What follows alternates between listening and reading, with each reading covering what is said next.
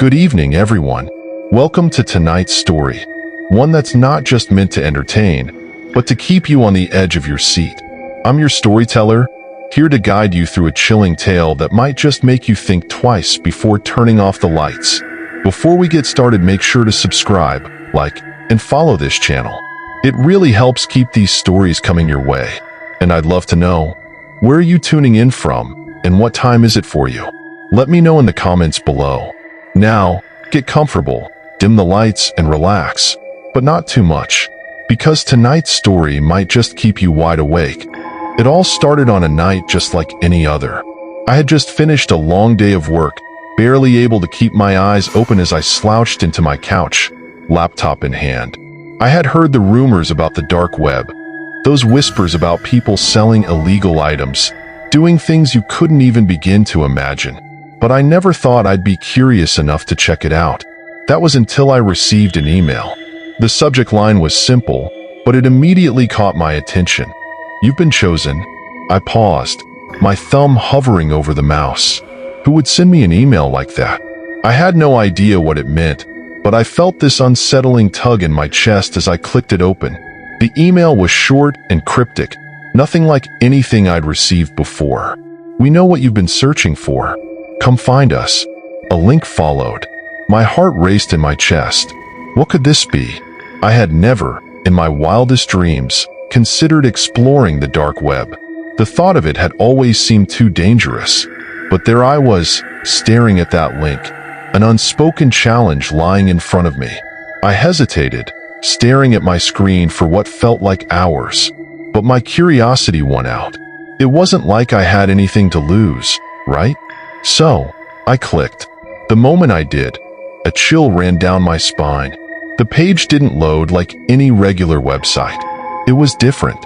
The design was crude, with flickering images that loaded far too slowly. The text was barely readable, but it was enough to make me shiver. "Enter the rabbit hole." That was all it said. I swallowed hard. My palms suddenly slick with sweat, but the pull of the unknown was too strong. I typed in a few random letters, just to see what would happen. I wasn't expecting anything, really, but the screen flashed, and within seconds, I was taken to a new page. This one had more text. A lot more. "We've been waiting for you. You've been looking for something, haven't you?" I felt sick to my stomach. It was like someone was watching me, reading my thoughts. How did they know? How did they know about me? I tried to shake it off, but a knot twisted in my stomach. I looked at the screen, my heart pounding in my chest. The next thing that appeared on my screen sent a shockwave through me. A list of names. And mine was at the top. "You're here now. Join us or leave forever." The words were simple, but the implications were clear. The screen was filled with strange symbols, and I could hear a soft, distant hum emanating from the laptop speakers. A chill ran down my spine. It wasn't the typical static you hear when a device glitches. No, this was something else, something far darker. I tried to close the page, but it wouldn't let me. The mouse wouldn't move, and the keyboard was unresponsive. Panic began to settle in, but I couldn't stop staring at the screen. The cursor blinked, waiting for me to make my choice. Join us? What was this? I knew this wasn't normal. I could feel my pulse quickening as I thought about what I was about to do. Should I just turn it off? Should I walk away? I had no idea what I had just stumbled upon. But then, the text changed. "We see you." And that's when I noticed it. The webcam on my laptop, the one I hadn't even thought about, suddenly blinked on. I froze. Something was watching me. The sudden realization sent a cold shiver up my spine.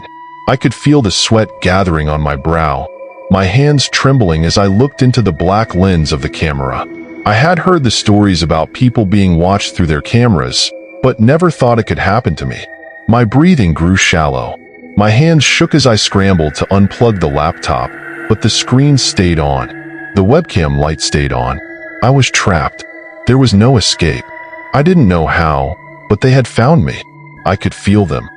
Whoever they were, staring through the lens, watching every move I made. I should have closed the laptop. I should have turned it off, thrown it out the window, but I couldn't.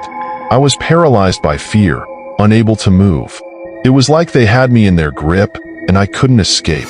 Then, something else appeared on the screen, a countdown. 10 o'clock. I stared at it, dread flooding my chest. What was this? A warning? Or a promise of something far worse?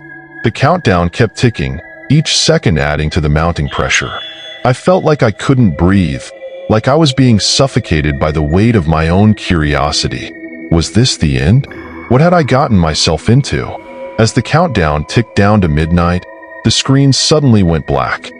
The laptop screen remained black, and the webcam light, still glowing faintly, cast a menacing glow in the otherwise dark room. For a moment, everything was silent. My breath was the only sound I could hear, ragged and shallow as my chest rose and fell with panic. I sat there, frozen. The seconds stretched into eternity. What just happened? Was that it? Had I made a mistake by entering that website? My mind raced, trying to come up with any logical explanation, but none came. I had no idea what was happening, and that terrified me more than anything. I tried to close the laptop, but my hands were shaking so badly I could barely manage it. Every instinct in my body screamed at me to run, to leave the house, to disconnect from everything. But I couldn't. I didn't know what was real anymore. I didn't know if the world outside was even safe.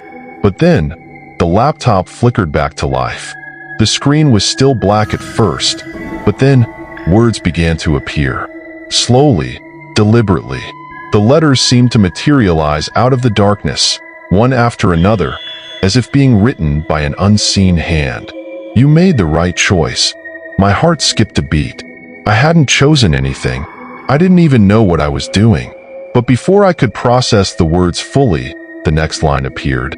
Welcome to the game. The screen suddenly shifted, the text fading away to reveal an image. A grainy, low-resolution picture that made my blood run cold. It was me. The photo was taken from the angle of my webcam, showing me sitting there, staring at the screen in a daze. I could see the shock on my face, my wide eyes, my hand hovering over the laptop. It was like someone had been right there in the room with me, watching everything. I jumped back, my heart pounding in my chest.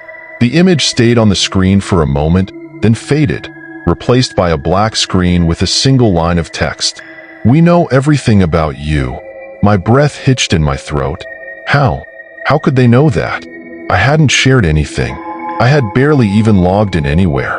The only thing I had done was click on a single link, just one. An innocent curiosity that had turned into a nightmare.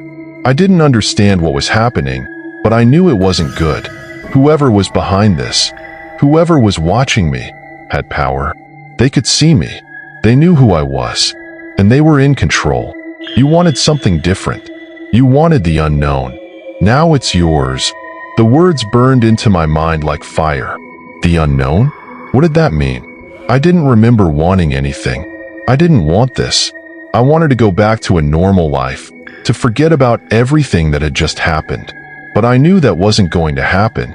Suddenly, the screen went dark again, and a new line appeared. You have 1 hour. I felt my stomach drop. The clock on my computer screen flickered to life. A countdown timer. 1 hour. I could barely breathe as I watched it tick down, each second echoing louder than the last in the silence of my apartment. What was going to happen when the clock hit 0? Would I be locked out of my computer? Would they come for me? I couldn't stop thinking about all the possible outcomes. The next few minutes were the longest of my life. I couldn't look away from the countdown. My mind raced in every direction, trying to make sense of what was happening. I thought about calling someone, anyone, but I knew that wouldn't help. What could anyone do against something like this? Against someone who could see me, who knew everything about me? Then, as the timer reached the final seconds, the screen went black again. For a moment, I thought it was over. Maybe they had just been playing with me. Maybe I had passed whatever test this was. But then, a new message appeared, cold and eerie in its simplicity. Your task begins now. Before I could even process it, the screen shifted again. It was no longer a simple message, but a series of pictures. a grid of unsettling images, each more disturbing than the last. There were faces, twisted, distorted faces that seemed to stare directly at me. There were scenes I couldn't comprehend, places I didn't recognize, and things that made no sense. And then, one image stood out from the rest. It was a picture of my apartment. I froze. My apartment? But how? The photo wasn't the same as mine. It was more like a snapshot taken from outside, from a distance. Someone had been watching my every move, waiting for the right moment to strike. I felt my breath catch in my throat as I looked around the room. I couldn't see anything out of the ordinary, but a sickening feeling washed over me. The photo was real. Whoever was behind this had been in my building, in my very home, and they were watching me still. Suddenly, the door to my apartment rattled. I jumped up, my heart racing. The sound echoed through the room, too loud, too sharp. I ran to the door and threw it open, but there was no one there. Nothing, just silence. But the panic had already set in. I couldn't shake the feeling that I was being hunted, that whatever was happening wasn't just an illusion. It was real, too real. I slammed the door shut and locked it, leaning against it as I tried to calm myself. I had to get out of there. I had to do something. I couldn't just sit and wait for whatever was coming next. And yet, I felt like I couldn't leave. It was like my feet were glued to the floor. I couldn't escape the feeling that I was being drawn into something much darker than I could possibly understand. Then the laptop screen flashed again. Time's up. The words "time's up" burned into my mind, making my stomach churn with dread. I felt like I was suffocating, caught in the grip of something I couldn't escape, something I didn't fully understand. The darkness around me seemed to close in, thick and suffocating, and the hairs on the back of my neck stood on end. The air felt colder, and I couldn't shake the thought that something, or someone, was out there, waiting for me. I looked at the clock on my laptop screen. The countdown timer had gone dark, but my thoughts were racing. The task, the images, the disturbing messages, all of it felt like I was trapped in a game. A game that I hadn't volunteered for, yet somehow, I was a part of it now. I needed answers. Frantically, I clicked around the screen, desperate to find any way to make sense of what was happening. But there was no way to escape. Every click, every attempt to close the window, just led to another screen. Another layer of confusion and fear. The more I tried to make it stop, the more it seemed like the situation was slipping further out of my control. Then, a message popped up in the corner of the screen. Do not try to escape. You cannot hide. My blood ran cold. How did they know I was trying to leave? Were they watching me? The thought of being constantly surveilled made me feel like I was losing my mind. The more I thought about it, the more convinced I became that I was not alone in that room. They were out there, watching, waiting. Suddenly, the screen went blank. And then, the sound, a soft, almost imperceptible sound, came from the speakers. A faint whisper, like a voice carried on the wind. I could barely make out the words, but I heard them. You have to play. The words sent a shiver down my spine. Play? What did that mean? How was I supposed to play? My thoughts were a mess of fear and confusion, my brain desperately trying to process everything that had happened. What was this game? What was the point? Why had they picked me? Before I could even think about what to do next, the screen flickered to life again, showing a new message. Find the key. That was it. Find the key. But there was nothing in my apartment that could be a key, not in any literal sense. I couldn't see any clues, any hints that would explain what this meant. I had nothing to go on, just a screen full of cryptic, menacing messages and an overwhelming sense of dread. I had no choice but to comply. I started looking around the room. My heart raced as my eyes scanned every corner, every piece of furniture. Could it be hidden in here somewhere? Maybe I had missed something. But no matter how many times I checked, I couldn't find anything unusual. The fear in my chest continued to grow. Was this some sort of test? Some sick game where I was meant to follow instructions and somehow prove myself? I didn't know, but the thought of doing nothing, of just waiting for whatever came next, was unbearable. Then, something changed. The sound in the room. At first, I thought it was just my imagination, just my mind playing tricks on me. But then I heard it again, clearer this time. A faint creak. It was coming from the hallway. I froze, heart pounding in my chest. Was someone there? Was it one of them? My mind screamed at me to run, to get out of the apartment before it was too late. But my body wouldn't move. I was paralyzed with fear, unable to make sense of what was happening. The creaking grew louder, closer. Whoever, or whatever it was definitely out there. I slowly turned my head to glance at the door. There was no way I could escape now. If someone was out there, there was no running. I was trapped. Then, the door handle jiggled. My breath caught in my throat. The door, it was locked. I had locked it when I heard the rattling earlier, but now it felt like it was shaking from the outside. Someone, or something, was trying to get in. I held my breath, praying they wouldn't get in.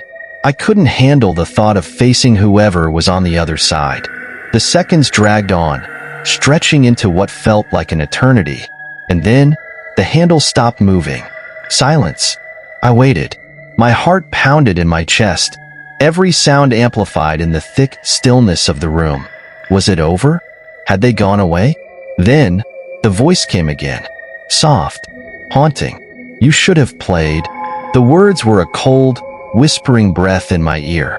I spun around, but there was no one there. Just me, sitting alone in the dark room, heart racing and breath shallow. The voice had come from nowhere, but it had felt so close, as if it was right beside me. I could feel the pressure building. I had no choice but to comply. I had to keep playing, keep following the rules. But what if I didn't want to? What if I just wanted out? There is no escape. The screen flickered again, and the words flashed in front of me. Find the key. I realized then that the key wasn't something physical. The key was something else. It was a metaphor, a test, and I had to pass it, or I was never going to get out. I looked back at the room, my mind frantically searching for any hint, anything that could help me understand what the key was. And that's when I saw it. There, on the floor, next to my desk, was a small, folded piece of paper. I didn't know how I had missed it. It was just a scrap of paper, but the moment I saw it, I felt a strange, unsettling pull.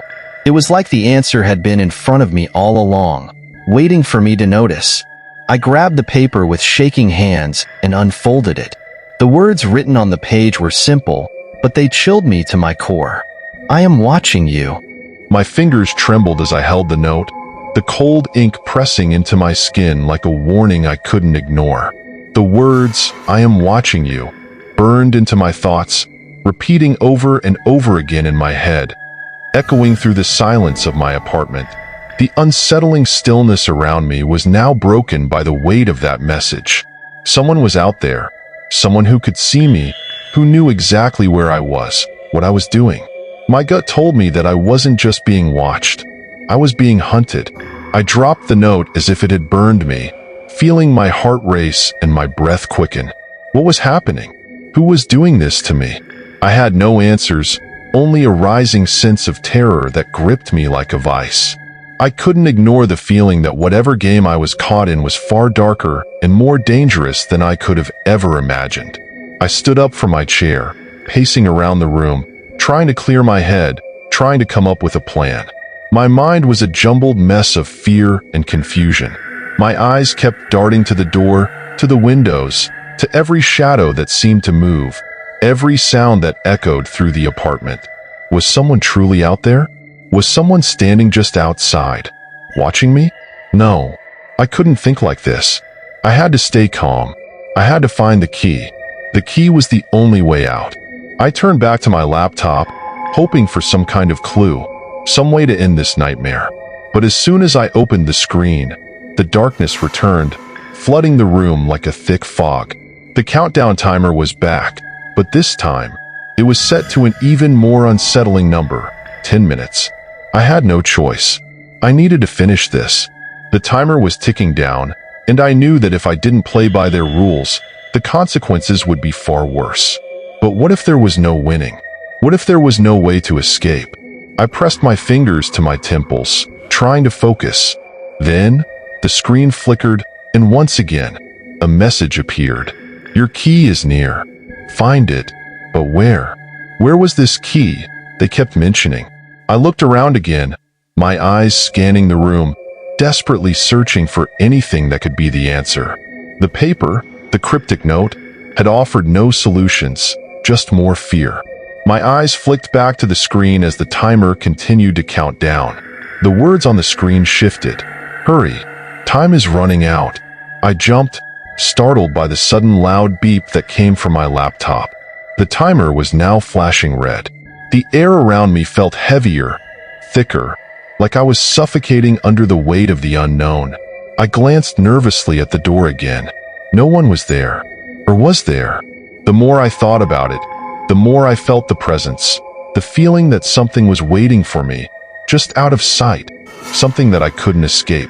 I stumbled back from the desk, my legs unsteady beneath me.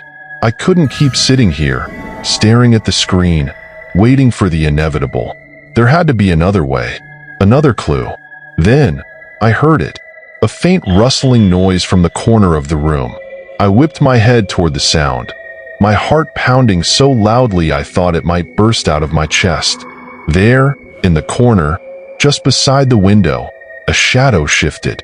My blood ran cold. I was not alone. Someone was in the room with me. I rushed toward the corner, but there was nothing there. Nothing except the cold, empty space. But I could still feel it, the presence. The unmistakable sense that something was lurking just beyond the edge of my vision.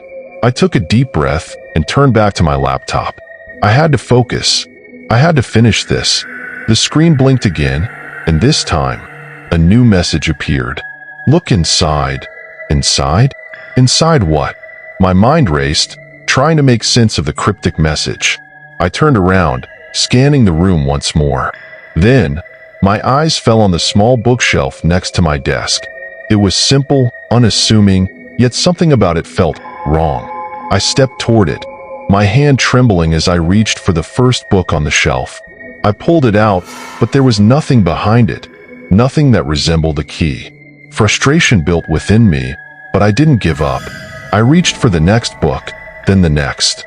Each one felt heavier than the last, as though they were warning me to stop, to leave things alone. And then, when I reached the final book, I felt it. A chill ran down my spine as my fingers brushed against something cold, something solid behind the book. I pulled it away, revealing a small metal box. It was old, rusty, and covered in dust, but something about it felt significant. I knew this was it. This was the key. I held the box in my hands, unsure of what to do next. There was no obvious way to open it. No lock, no keyhole, just a smooth surface. But there had to be more. This was it. This was my chance to end this nightmare. With shaking hands, I pressed my fingers against the lid of the box, trying to pry it open. The metal groaned in protest, but it didn't budge. I gritted my teeth, frustrated, but I couldn't give up now. Then, I noticed something. A small symbol etched into the side of the box, hidden by years of dust. It was a symbol I had seen before. The same symbol had appeared on my screen. I knew, in that moment, that the box wasn't just the key. It was the final test. If I opened it, if I allowed it to be unlocked, everything would change. The game would reach its terrifying conclusion. But was I ready? Could I face whatever awaited me? The timer ticked down. Time was running out. I pushed harder against the lid of the box, feeling it creak and groan. The box opened with a sickening snap, and as the lid fell away, I gasped. Inside the box was a small, old-fashioned key. But it wasn't the key that terrified me. It was the note beneath it. The note, written in the same cold, menacing handwriting as before, read, "You're too late." I stared at the note, my eyes fixed on the words, "You're too late." It was as if the ground beneath me had cracked open, and I was falling into a bottomless void.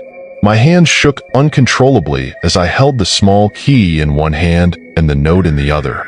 I couldn't make sense of it. Was this part of the game? Or was this something far worse? It felt real, far too real. I tried to calm myself, to reason with the fear that was quickly overtaking my mind. This couldn't be the end. I had made it this far. But then, a chill swept through the room, more intense than anything I'd felt before. The air turned icy, as though the very space around me had been frozen in time. The whispering grew louder, now unmistakable in the silence of my apartment. "You've made a dangerous choice," the voice whispered, its low, distorted tone sending a shiver down my spine. I could hear it, yet there was no one there.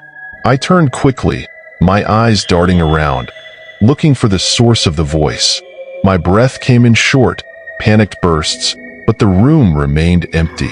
I couldn't explain it, but the key in my hand felt like a curse, a weight that seemed to grow heavier with each passing second.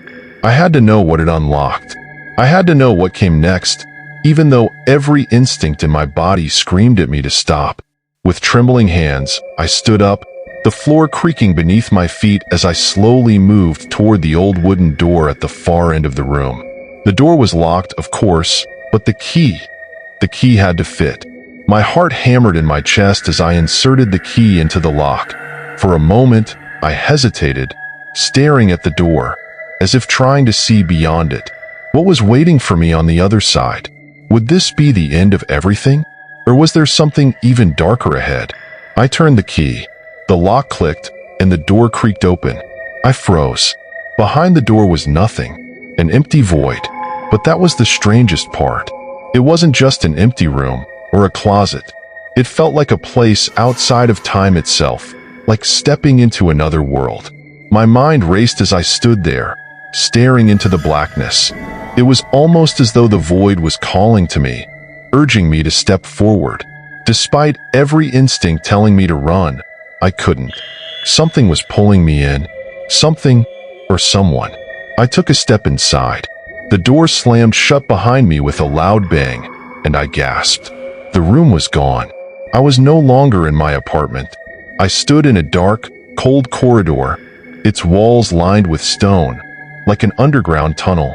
The air smelled stale, like old earth and decay. "Welcome," the voice came again, but this time, it was unmistakably clear. The same cold, menacing voice that had been haunting me throughout this twisted ordeal. It came from all around me, echoing off the stone walls, sending tremors of fear through my body. "You've come too far to turn back now."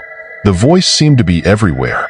It was as if the very walls themselves were speaking, and I was being drawn deeper into the unknown. I walked forward, the stone beneath my feet feeling cold and uneven. I couldn't see much beyond the dim light that flickered above me, casting long shadows that seemed to stretch unnaturally along the corridor. The further I walked, the colder the air became. My breath came in visible puffs, and I could feel the hairs on the back of my neck standing on end. Suddenly, the ground beneath me shifted. I stumbled, barely managing to catch myself before falling. I looked down, and to my horror, the floor was covered in what appeared to be symbols. Strange, ancient markings carved into the stone. Each one seemed to pulse with a dark energy, a power that I couldn't comprehend. "You've crossed the line," the voice whispered again, closer this time. I turned, but there was no one there. The walls were closing in on me, or at least it felt that way. The space around me felt like it was shrinking, and the shadows seemed to grow, inching ever closer. I kept walking, though every step felt heavier than the last. The tunnel seemed endless, and the cold was suffocating. I had no idea where I was going, but something inside me told me I needed to keep moving forward. There was no turning back now. After what felt like an eternity, I came to a large, wooden door. It was old, but still intact. The door was covered in the same symbols that had been carved into the floor, and it looked as if it had been there for centuries, untouched by time. I reached for the handle, my hand trembling. As soon as my fingers touched the cold brass, I heard a noise behind me, the echo of footsteps. I turned quickly, but there was nothing there, just the eerie silence of the corridor. The footsteps continued, though, getting closer. And then there was a voice. A low, guttural sound that sent a chill straight down my spine. "You shouldn't have come here." I turned back to the door. It was my only option. I had to open it. I had to know what was on the other side. I twisted the handle, and the door creaked open with a loud, ominous sound. What lay beyond was a room, dimly lit by flickering candles. The walls were lined with strange paintings, each one more disturbing than the last. And at the center of the room was a table, its surface covered in what looked like old books. But as I stepped closer, I saw that they weren't books at all. They were journals. Journals that were bound in what looked like human skin. "Welcome to the end," the voice boomed around me, and the door slammed shut behind me with a deafening bang. I was trapped. I stood frozen, my breath catching in my throat as the door slammed shut, sealing me inside the room. The sound echoed in my ears, reverberating off the stone walls. The air was thick with a musty, damp smell, the candles flickering weakly in the corners, casting eerie shadows that seemed to shift and stretch unnaturally. My eyes drifted over the journals on the table. The leather covers looked worn, as though they had been handled for centuries. The thought that these books might be bound in human skin didn't seem as far-fetched anymore. The chill running down my spine intensified with every second I spent in that room.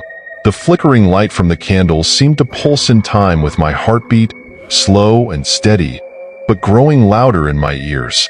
I took a cautious step forward, my eyes still fixed on the journals. The air felt heavy, oppressive. There was something about the room that made it feel like time was moving differently, slower, almost like I was stuck in a place where the usual rules didn't apply. "You shouldn't have come here." The voice sounded again, louder this time, more insistent. It didn't feel like it was coming from any one place. It was everywhere, surrounding me. It was as if the room itself was speaking, warning me of something I wasn't prepared for. I couldn't see anyone, but I felt an overwhelming sense of being watched.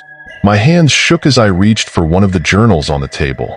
The moment my fingers touched the cover, I felt a jolt of cold run through my body, almost like an electric shock. I pulled my hand back, startled. There was something off about the feeling. Something wrong. I stood there, staring at the journal, unable to move. I could feel the eyes of the room on me, each flickering candlelight an accusing stare, each shadow a whisper of something I couldn't quite grasp. I wanted to turn and run. I wanted to escape, but every instinct told me that leaving would be the worst thing I could do. I forced myself to look down at the table again. The journals weren't just random books. They were detailed accounts. Written in meticulous handwriting, they chronicled events, terrifying, unspeakable events. Each journal was a story of someone who had come before me, someone who had made the same decision I had made, unknowingly stepping into the web spun by the dark forces that controlled this place. I reached for another journal, my hand trembling. This time, I opened it. The pages were yellowed with age, and the ink was faded but legible. The first few lines sent a chill down my spine. I had no idea what I was getting into. The more I looked, the deeper I fell. The more I searched, the more I felt it pulling me. It called me. It called to me in my dreams, and it spoke to me when I was awake. The voices, the whispers, they don't stop. The words seemed to leap off the page, their meaning more sinister than I had first imagined. The ink blurred in front of my eyes, as if something was trying to make me forget what I had just read. But it was too late. I already knew. The stories were not just warnings. They were a map, a guide. A guide for the next person who was foolish enough to make the same mistakes. I turned the page. The next entry was more disturbing.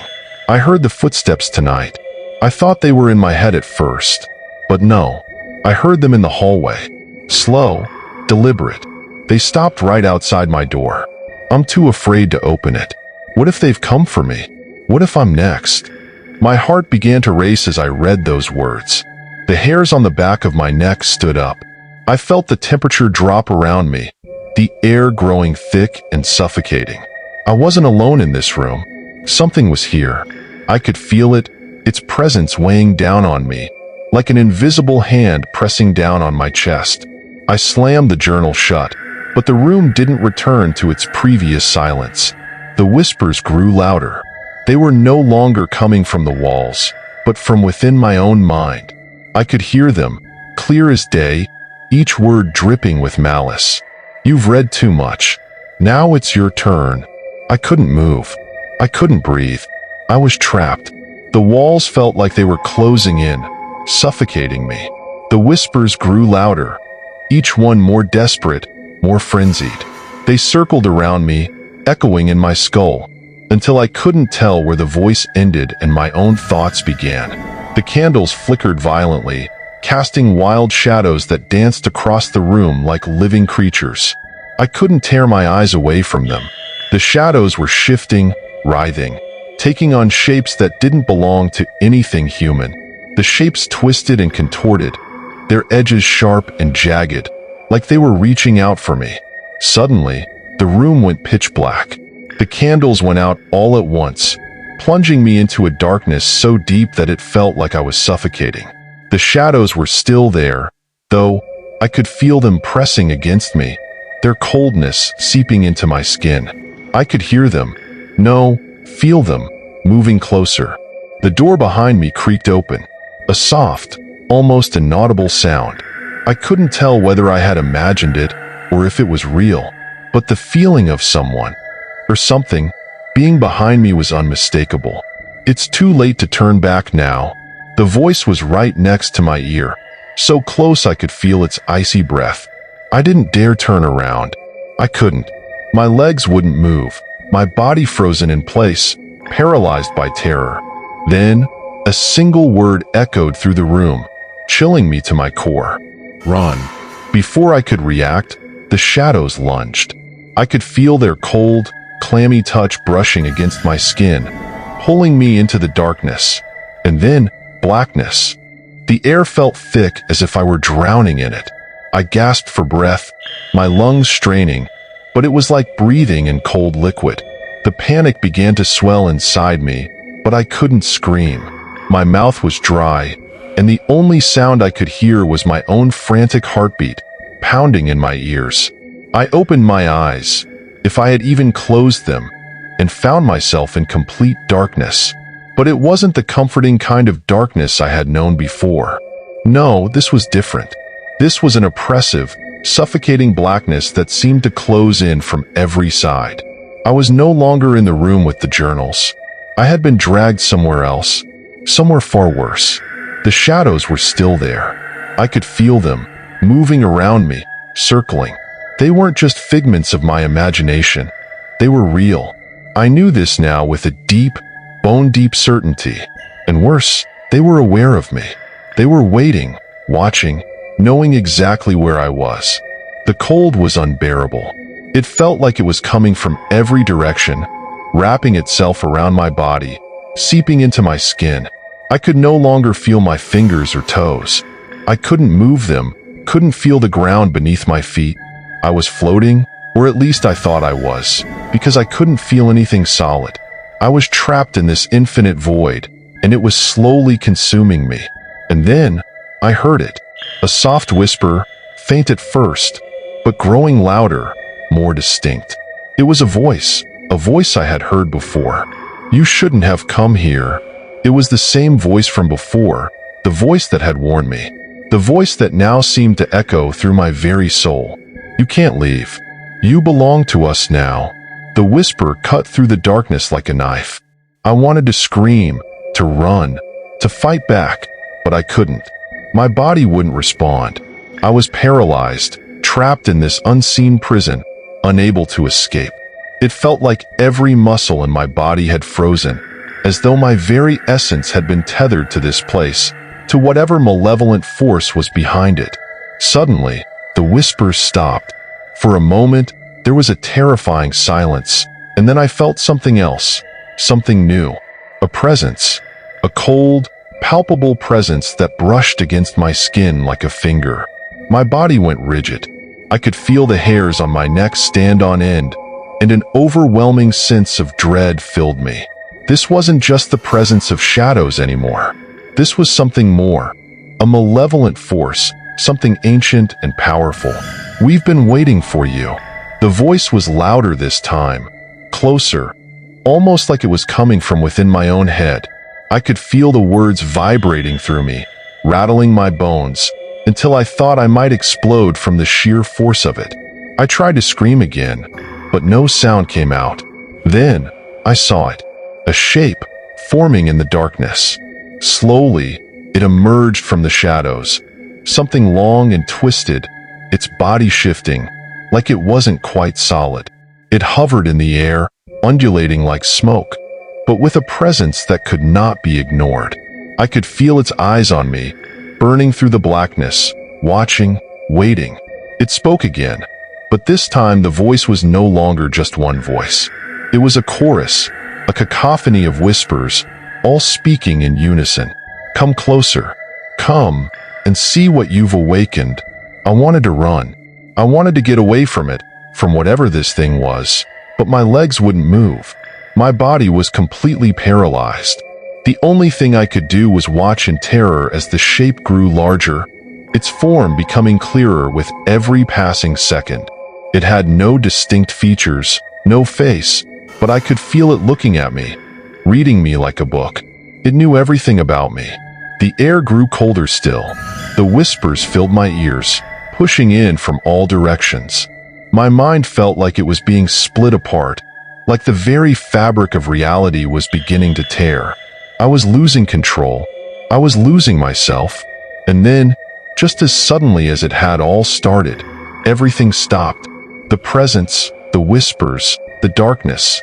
It all vanished in an instant, leaving me alone in a vast, empty void. I blinked in the sudden absence of sound and light. My body felt heavy, like I was waking from a nightmare. But I wasn't dreaming. I could still feel the cold creeping beneath my skin, the pressure in my chest that hadn't gone away. I stumbled forward, disoriented, trying to make sense of what had just happened. My legs were weak, my head spinning. I couldn't tell if I was still in the same place, or if I had been transported somewhere else. I took a step, then another. The air around me felt thick, almost like I was walking through a fog, but I couldn't see anything. The darkness had returned, but it wasn't as overwhelming as it had been before. There were no whispers, no presence hanging over me, but I still felt watched. I couldn't shake the feeling that something was lurking just out of sight, waiting for me to make a mistake. The fear had settled into my bones, gnawing at me, and I couldn't escape it. Every corner I turned, every breath I took, felt wrong. I kept moving, trying to find my way out, but the deeper I went, the more I began to realize something terrifying. I wasn't alone. "You can never leave." The voice came again, but this time, it was not just a whisper. It was a command, an order, clear and definitive. My heart sank into my stomach. I froze. The shadows began to move again, but this time they didn't linger in the corners. They came straight at me, reaching out with hands that weren't hands, fingers that weren't fingers, but something worse, something unnatural, twisting and elongating as if they weren't bound by the rules of the physical world. They came for me. I could feel the darkness closing in on me, suffocating me from all sides. The air, heavy with an unnatural cold, pressed against my skin, making it feel like I was sinking deeper into some abyss where time had no meaning. The shadows twisted and writhed like sentient creatures, their forms more fluid, more alive than anything I had ever seen. I tried to take a step, but my feet felt as though they were sinking into the ground. Panic surged through my chest, and I tried to pull my legs free, but the more I struggled, the more I felt like I was becoming part of this nightmarish place. It wasn't just a location. It was alive. Alive with a malevolent consciousness that wanted to consume me. The whispers returned, but this time, they weren't coming from all around me. They were coming from within. My mind was being invaded, each thought, each fear that I had ever had rising to the surface. The whispers echoed in my skull, louder and louder, as if the darkness itself was speaking to me. "We've been waiting for you." I couldn't tell if it was a voice or my own thoughts, but it didn't matter. The words held a power that reached into the deepest corners of my mind, pulling out memories I had long buried, feelings I had long suppressed. The past, my past, had come to find me, and there was nowhere left to run. You can't escape. The voice was clearer now, more distinct. It was no longer just a chorus of whispers, but a single, commanding voice. It felt as though it was speaking directly into my soul, its words sinking deep into my bones. Each word resonated with my fears, my guilt, my regrets, things I had never spoken aloud, things I had thought I had buried. My body trembled, not just from fear, but from an overwhelming sense of helplessness. I realized with sickening clarity that this was the trap I had fallen into. The moment I clicked that link, the moment I opened that door, I had become part of something much bigger, much darker than I could have ever imagined. And now, there was no escape. The shadows that had once seemed distant, mere tricks of the dark, now surrounded me completely. Their forms coalesced into something far more terrifying. They weren't just shadows, they were people. Figures, clothed in dark, tattered robes, their faces obscured by hoods, but their eyes, those eyes, burned with a cold, lifeless fire. Their stares pierced through me like daggers, filling me with an unbearable sense of dread. I wanted to scream, to fight, to run, but my legs refused to move. My body was locked in place, my limbs frozen by some unseen force. My breath came in shallow gasps as the figures closed in around me, their silent steps barely audible over the pounding of my own heart. And then one of them reached out. Its hand was skeletal, impossibly thin, its fingers like claws, sharp and long, stretching toward me with a slowness that made the terror that much more agonizing. I flinched, but there was nowhere to go. The hand hovered just inches from my face, and I could feel the coldness radiating from it. It was as though this creature's touch would be the end of everything, the end of me, the end of my very existence. But it didn't touch me. Instead, it spoke. Its voice was not a whisper. It was a hiss, a low growl that seemed to vibrate the very air. "You're too late." I didn't understand at first. Too late? What did it mean? What was happening? But then the pieces began to fall into place, each one clicking into place with a horrifying finality. This wasn't just some random, dark web encounter. This wasn't just some twisted story for people to consume. No, this was real. This was a trap set for me, and now there was no way out. I had stumbled into something ancient, something that had been lurking in the shadows for much longer than I could fathom. A force beyond my comprehension had been waiting for someone, anyone, to stumble across its path. And I had been the unlucky one. "You shouldn't have come." The voice was softer now, but no less menacing. "I shouldn't have come." Those words repeated in my head, louder than the whispers, louder than anything else. It was as though I was hearing them in stereo, in my own voice, as though they had always been there, buried deep in the recesses of my mind. I should never have clicked that link. I should never have ventured into the dark web. But now, the consequences of my actions were catching up to me, and there was no escaping them. The figures moved closer, their presence growing more oppressive, more overwhelming. It felt like they were pressing in on me from all sides, their cold, empty stares freezing me in place. I felt myself sinking deeper into the void, the air thickening with a sense of doom that I couldn't shake. This was it. There was no way out, no escape. I was going to die here, in this place, alone, forgotten, and consumed by whatever dark force had brought me here. And then I heard a sound, a scraping, dragging noise. It was faint at first, but it grew louder with every passing second, until it was all I could hear. I tried to turn, to see where it was coming from, but my body was still frozen, unable to move. The scraping sound grew louder, closer, and then I felt it, a cold, wet breath on the back of my neck. "You belong to us now." The breath on my neck sent a cold shiver straight down my spine. I felt as though the air around me had thickened, pressing in from all directions. Every part of my body screamed for me to move, to escape, to run, but I was paralyzed, unable to even blink. My mind was screaming, but no sound escaped my lips. It was as though my entire being had been swallowed up by the darkness, leaving me a mere spectator to my own nightmare. The scraping noise continued, getting louder, more frantic, until it was almost deafening.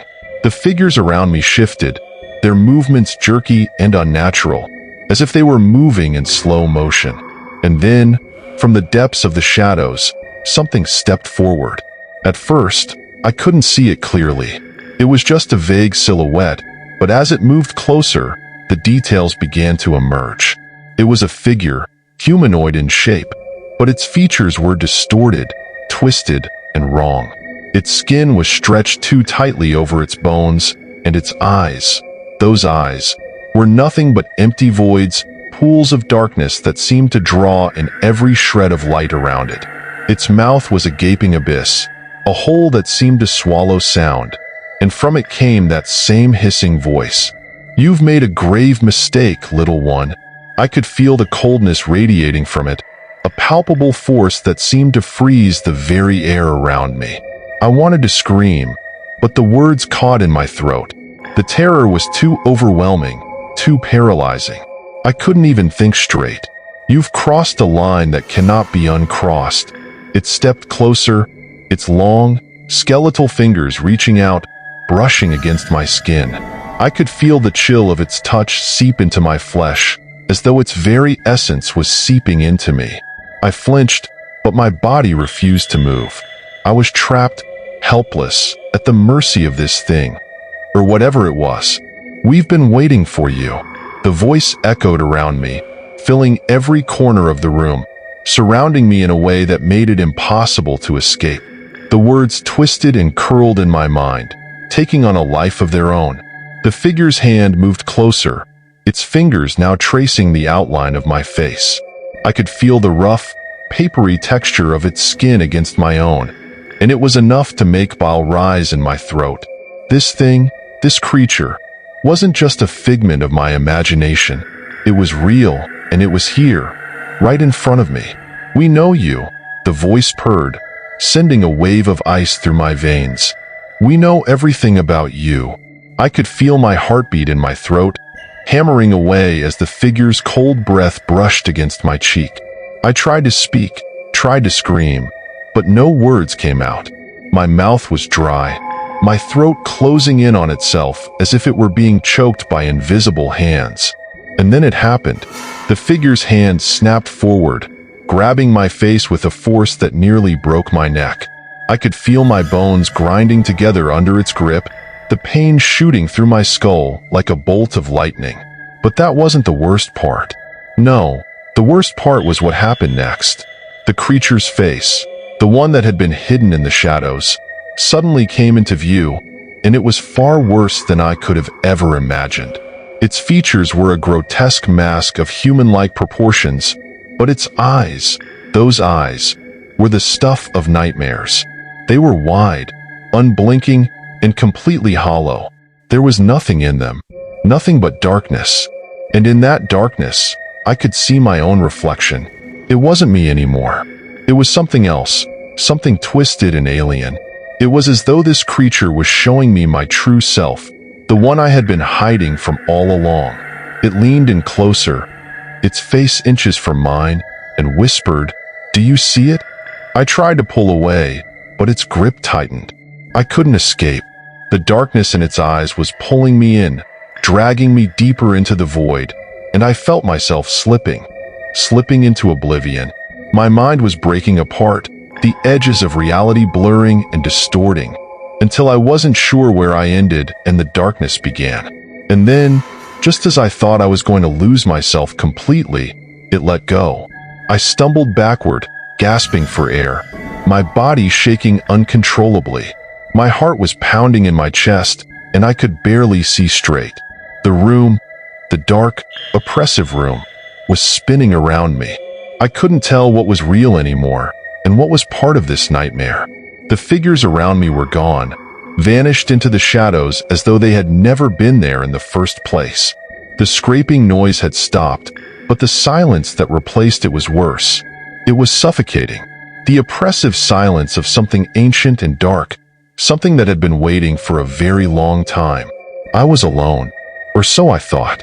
The figure that had been so close to me moments ago emerged again from the shadows.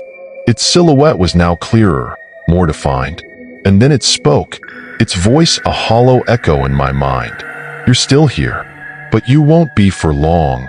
I turned to run, but my legs betrayed me once again. I couldn't move. I couldn't escape. My mind screamed for freedom, but my body refused to cooperate. The air around me felt thick, oppressive, like it was filled with something unseen, something watching. And then I heard it, the sound of a door creaking open, slowly, painfully. I didn't want to look, didn't want to see what was coming next, but I couldn't help it. The door opened wider, revealing only darkness. I didn't want to go through it. I didn't want to know what was waiting for me on the other side. But something was pulling me forward, an invisible force urging me to step into the unknown, to step into the darkness. I could feel the presence behind me, getting closer, but I didn't turn around. I couldn't. Every part of me was screaming, telling me to run, to flee, but I was trapped. I couldn't escape. The door creaked open wider, and I was forced to step forward. My feet felt like they were stuck in concrete as I stepped closer to the door, each movement feeling like I was walking through molasses. Every instinct screamed for me to turn around, to escape this nightmare before it could pull me deeper. But the door, this cursed door, was calling me, dragging me forward against my will. The darkness beyond it beckoned like a hungry beast, ready to consume me whole. I took a step, and then another, until the threshold was just inches away. The temperature seemed to drop with each step, the air growing colder, heavier. It felt like a weight had been placed on my chest, and I could barely breathe. My heart raced faster, pounding in my ears, louder than my own thoughts. I reached out to grasp the door, my hand trembling violently. My fingers closed around the cold, metal handle, and with a deep breath, I turned it. The door swung open slowly, revealing nothing but a vast, black void. The darkness stretched out endlessly, so thick I could almost feel it pressing against me. It was like stepping into a nightmare that had no end. I couldn't see anything, but I felt something watching. It was like the air itself had a presence, a mind of its own. The moment I stepped inside, the door slammed shut behind me with a deafening crash. I spun around, my heart nearly stopping as I saw that I was trapped. There was no way out. No light, no sound, just the suffocating blackness. I felt it again, the sensation of eyes on me, the unsettling feeling that something was moving just beyond my reach. Every hair on my body stood on end, and a cold sweat covered my skin. I tried to take a step forward, but my legs felt like lead, unwilling to obey my commands. Something in the back of my mind told me to stop, to turn back, but there was nowhere to go. And then I heard it, a whisper. Soft, like the rustling of paper, but sharp and clear. The voice was familiar, but it was distorted, twisted, as if it were coming from far away, from the depths of the darkness. "You can't escape." My blood ran cold at the sound. It was the same voice, the voice I had heard before, the voice of the creature from the shadows, the one who had tormented me, played with me like a puppet. I wanted to scream, but the words wouldn't come. My mouth felt dry, my throat constricting as if it were being strangled. "You belong to us now." I stumbled backward, panic flooding my senses. My breath was coming in short gasps, and I could feel my pulse pounding in my throat. I turned in every direction, but the darkness was impenetrable. There was no escape, no way out. I had crossed a line that I couldn't uncross, and now I was trapped in this void, in this nightmare with no end. The voice spoke again, and this time, it was louder, more forceful. "It's too late for you. You've already made your choice."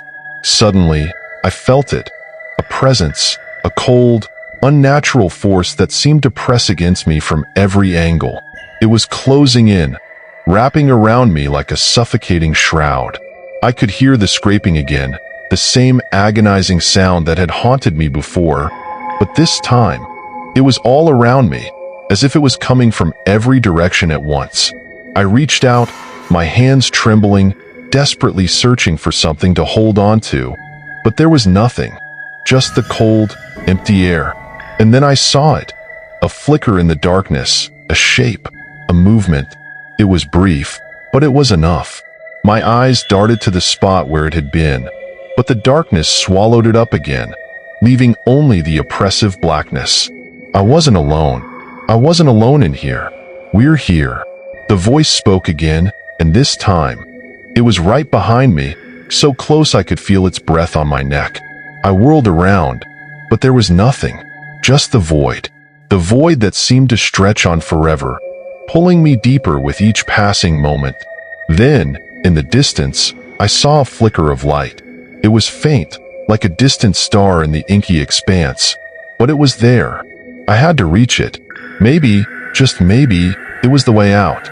I started to walk, slowly at first, then faster, my feet moving on their own as if they had a mind of their own. The light grew brighter as I moved toward it, but with each step I took, the feeling of dread grew stronger. I could hear the whispers again, louder this time, echoing in my ears. "Come closer." I froze, my heart hammering in my chest. I knew that voice. I had heard it before, but now it was different, closer, more insistent. It was as if the darkness itself was beckoning me, pulling me toward it. I didn't want to go. I didn't want to know what was waiting for me at the end of this path. But I couldn't stop. I couldn't escape. The light flickered again, and then it went out. The sudden darkness was suffocating. The air seemed to crush me, pushing in from all sides, and the temperature dropped even further, until my breath came out in visible puffs of vapor. I was no longer sure where I was. The walls, if there were walls, had disappeared, leaving me lost in this endless void. Then I heard it again, the scraping sound. But this time, it was different. It was closer, much closer. I turned around, my eyes darting wildly, searching for the source of the sound. And there, just a few feet away, standing motionless in the dark, was a figure. It was the same figure I had seen before, the one with the twisted, distorted features, the one with the hollow eyes that seemed to pierce through the very fabric of reality.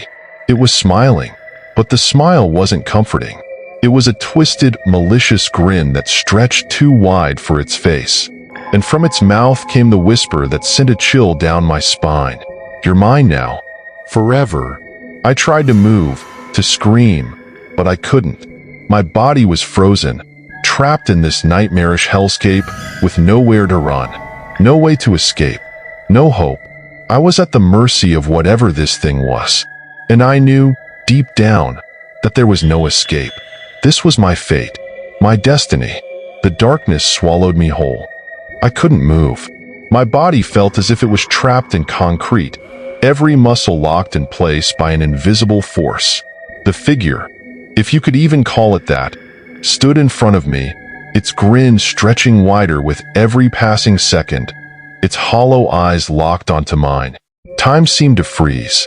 The air became dense, suffocating. The whispers from the darkness grew louder, their voices a cacophony of twisted echoes, all merging together in a discordant chorus that sent shivers down my spine. "You can't hide." The voice came from all directions, reverberating through my mind. I felt it scratching at my thoughts, digging into the deepest corners of my mind, pulling at my sanity. I tried to move again. I needed to get out of here, but my legs wouldn't obey. My heart raced, each beat a hammer against my chest, louder than the whispers. My vision blurred, and for a moment, I thought I was going to pass out, but the figure, the thing in front of me, kept me anchored in place, its gaze holding me like a vice grip. And then, just when I thought I might lose my mind, the figure spoke again. Its voice was soft, almost tender, as if it were trying to lull me into a sense of calm. "You were chosen." The words cut through me like a knife, sharp and unforgiving. I didn't understand. I had done nothing to deserve this. I wasn't special. I was just a person who had made the mistake of going too deep, of digging too far into the darkness. But this was something else entirely. It was always meant to be you. I could feel its presence grow stronger. It wasn't just in front of me anymore. It was all around me. The very air seemed to thrum with its power, and I could almost taste the dread hanging in the air. I wanted to scream, to fight back, but I couldn't. My voice was stuck in my throat, strangled by the overwhelming pressure. The thing was toying with me, playing with my fear, enjoying my torment. You open the door, and now you have to walk through it. Suddenly, the darkness seemed to shift. The oppressive weight that had been pressing in on me receded, just slightly. It felt like a fleeting moment of reprieve, but I didn't trust it. I didn't trust anything anymore. The figure took a step closer, and I could feel the cold emanating from it. The temperature dropped even further, and I could see my breath fogging in the air, a thick mist swirling around me. It reached out, its long, bony fingers brushing against my cheek. I recoiled, but my body wouldn't respond. It was as if my own limbs were betraying me. "It's too late." The figure's grin widened again, impossibly so.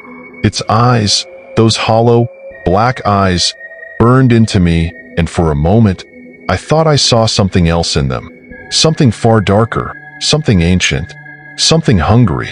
And then I understood. This wasn't just about me. This was about something bigger, something much older than I could ever comprehend. This thing, it wasn't just tormenting me. It had been waiting for me, watching me, and now it had me. I wanted to look away, but I couldn't. My mind was locked in place, forced to meet its gaze. And as I stared into those unblinking eyes, I felt it. Something in me was unraveling, slowly and painfully. The darkness wasn't just around me. It was inside me now, creeping into my thoughts, my fears, my very soul. "You will be the key." I didn't understand. The key to what? To where? Before I could ask, the ground beneath me shifted. It was subtle at first, like a tremor. Then it grew stronger, and I felt the floor beneath my feet begin to crack. A low rumble echoed through the air, vibrating in my bones. And then, with a deafening roar, the ground split wide open. I was falling into the abyss. I screamed, but the sound was swallowed by the void. My body twisted, spinning uncontrollably as I plummeted into the darkness. The figure was gone, lost in the shifting blackness, but I could still hear its whispers. They followed me, chasing me as I fell, pulling at my thoughts, dragging me deeper into the unknown. The darkness seemed to stretch on forever. My stomach churned as the sensation of falling intensified. It was endless. No beginning, no end. Just the overwhelming sensation of falling through an eternal void. And then, without warning, the ground beneath me stopped. I slammed into something cold, hard, and unyielding. My body crumpled on impact, but the pain was nothing compared to the terror that surged through me. I had no idea where I was. My surroundings were pitch black, and the air was thick with the stench of decay. I could feel the walls closing in on me, suffocating me, but there was no way out. I scrambled to my feet, my breathing ragged. My mind was reeling. What had just happened?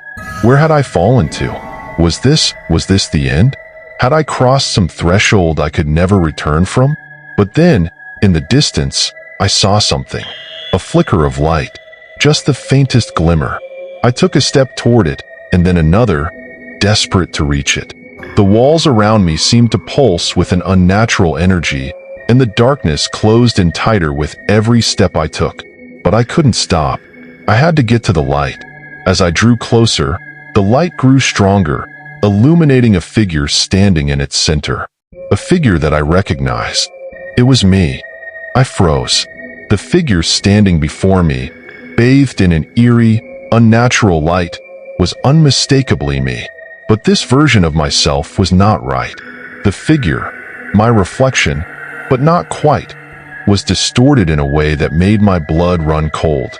It stood motionless, its posture rigid and unervingly perfect. Its eyes were hollow, like empty voids that seemed to absorb the very light around them. And yet, I couldn't tear my gaze away. I took a tentative step forward, my breath catching in my throat. This couldn't be real. This wasn't possible. But as I drew closer, the figure's mouth curled into a slow, deliberate smile. A smile that sent a chill rippling through my spine. It was me, but it wasn't. This thing in front of me was an abomination. A twisted mockery of everything I had once been. You finally found it. The voice, my own voice, dripped with venom. It was wrong. It was hollow, void of any warmth or humanity. I opened my mouth to speak, to ask what was happening, but the words caught in my throat. My reflection seemed to be waiting for something. It wasn't just standing there, silently watching. No, it was waiting for me to move, to react. And so, I took another step forward, though every instinct in my body screamed at me to run. You thought you could escape it, didn't you? The reflection said, its voice taunting, mocking. You can never escape it. Not anymore. The darkness around me seemed to pulse in rhythm with its words, as though the very air had become alive, breathing with the reflection's every utterance. The light flickered above us, casting strange shadows that danced across the walls, adding to the confusion, to the growing sense of dread that gnawed at my mind. I tried to speak, but the words wouldn't come. It was as if my throat had closed up, as if someone, was preventing me from speaking. The reflection smirked at me, stepping forward as I stood frozen in place. You're mine now. The words hit me like a slap to the face. They were final, definitive, and there was no way to argue with them. The reflection's eyes burned into mine, and for a moment, I saw something that I could never unsee. Something so dark, so consuming, that it threatened to swallow me whole. Suddenly, the light above us flickered once more. But this time, it didn't just flicker. It went out completely. The world around me plunged into complete darkness. I could hear the sound of my own breath, ragged and quick. My heart was pounding in my chest, louder than ever before. I couldn't see anything. My hands were trembling as I reached out, trying to grasp something, anything, but my fingers only found emptiness. I took a step back, but the ground beneath me seemed to shift again. The sensation of falling returned, but this time, it wasn't just a feeling, it was real. I felt myself tumbling, spiraling into nothingness, as if the very ground had given way beneath me. But just as quickly as it had started, it stopped. I slammed into the cold, hard ground once again. My body ached, my head spinning, but there was something more than just physical pain now. The weight of the situation pressed down on me, suffocating me. The fear, the uncertainty, the realization that I might never escape this place. It all hit me like a tidal wave. I slowly rose to my feet, my knees shaking as I stood. The darkness was still around me, but I could feel something else now. Something in the air. The same heavy, suffocating presence that had been with me since I first ventured too deep. It was watching me, waiting. The faintest hint of light flickered in the distance again. It was softer this time, almost imperceptible, but it was there. A beacon in the suffocating blackness. I had no choice but to follow it. Something inside me told me I had to, that there was no other option. So, I began walking, my footsteps echoing in the silence as I moved toward the faint glow. With every step, the light grew brighter, warmer. But it wasn't comforting. It was unnerving. It felt wrong, like it was pulling me deeper, forcing me towards something I couldn't yet understand. And then, suddenly, I saw it. A door. It was unlike any door I had ever seen. The frame was carved from some dark, ancient wood, the edges adorned with intricate patterns that seemed to shift and change as I stared at them. The door itself was half open, the darkness beyond it impenetrable. But there was a pull, a magnetic force drawing me in. I reached out, my fingers brushing the cold surface of the door. The moment my skin made contact, a sharp pain shot through me, as though the door itself were alive, reacting to my touch. I yanked my hand back, my pulse racing. I didn't want to go any further. I couldn't, but I had no choice. The door opened fully now, revealing a passageway that led into the void. It felt like the mouth of some ancient beast, its gaping maw beckoning me into its depths. I didn't want to go, but the pull was too strong. I stepped forward, my heart hammering in my chest as the door creaked open wider. The darkness beyond the threshold seemed to stretch endlessly, swallowing any trace of light. It felt as though the passageway itself was a living thing, its cold breath wrapping around me, suffocating me. The air was thick with an unnatural heaviness, as though something, or someone, was waiting just out of sight. I had no choice but to enter. Each step felt like a step deeper into the abyss, and with every movement, the feeling of dread that had been lurking in my gut grew stronger. My legs shook with every step, but I forced myself forward, driven by something beyond fear. Something told me that this was the only way out. As I moved down the dark corridor, I noticed the walls. They were not smooth or uniform as I had expected. Instead, they were jagged, with strange symbols carved into the stone. Symbols that seemed to shift and writhe as though they had a life of their own.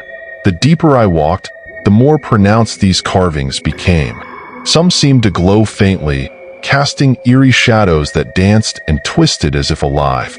I stumbled, my foot catching on something slick and cold. I looked down and saw a puddle of something dark, almost black, glistening on the floor. The hairs on the back of my neck stood on end as I realized that the liquid was moving, flowing ever so slightly, as if it were breathing. The thought of it made my stomach churn, but I couldn't stop now. The further I walked, the more the oppressive darkness seemed to close in around me. The walls felt as though they were narrowing, inch by inch, constricting with every breath I took. The air was thick, stifling, and each breath became harder to take. It felt as though I was moving through some kind of unseen force, a suffocating grip that refused to let me go. Then, ahead of me, I saw something. A faint light flickered in the distance, far down the corridor. It was the same pale, sickly glow I had seen earlier, but this time, it was accompanied by a sound, a faint, almost imperceptible whisper. It was like a hum, a low vibration that seemed to come from everywhere and nowhere at once. The whispers called to me, urging me to hurry. I began to walk faster, my footsteps quickening as the light grew closer. But the closer I got, the louder the whisper became. It was no longer a soft hum. It was a chorus of voices, overlapping and echoing, all saying the same thing. Come closer. Come closer. You're almost there. I was almost running now, my mind racing with fear and confusion. What was waiting for me at the end of this passage?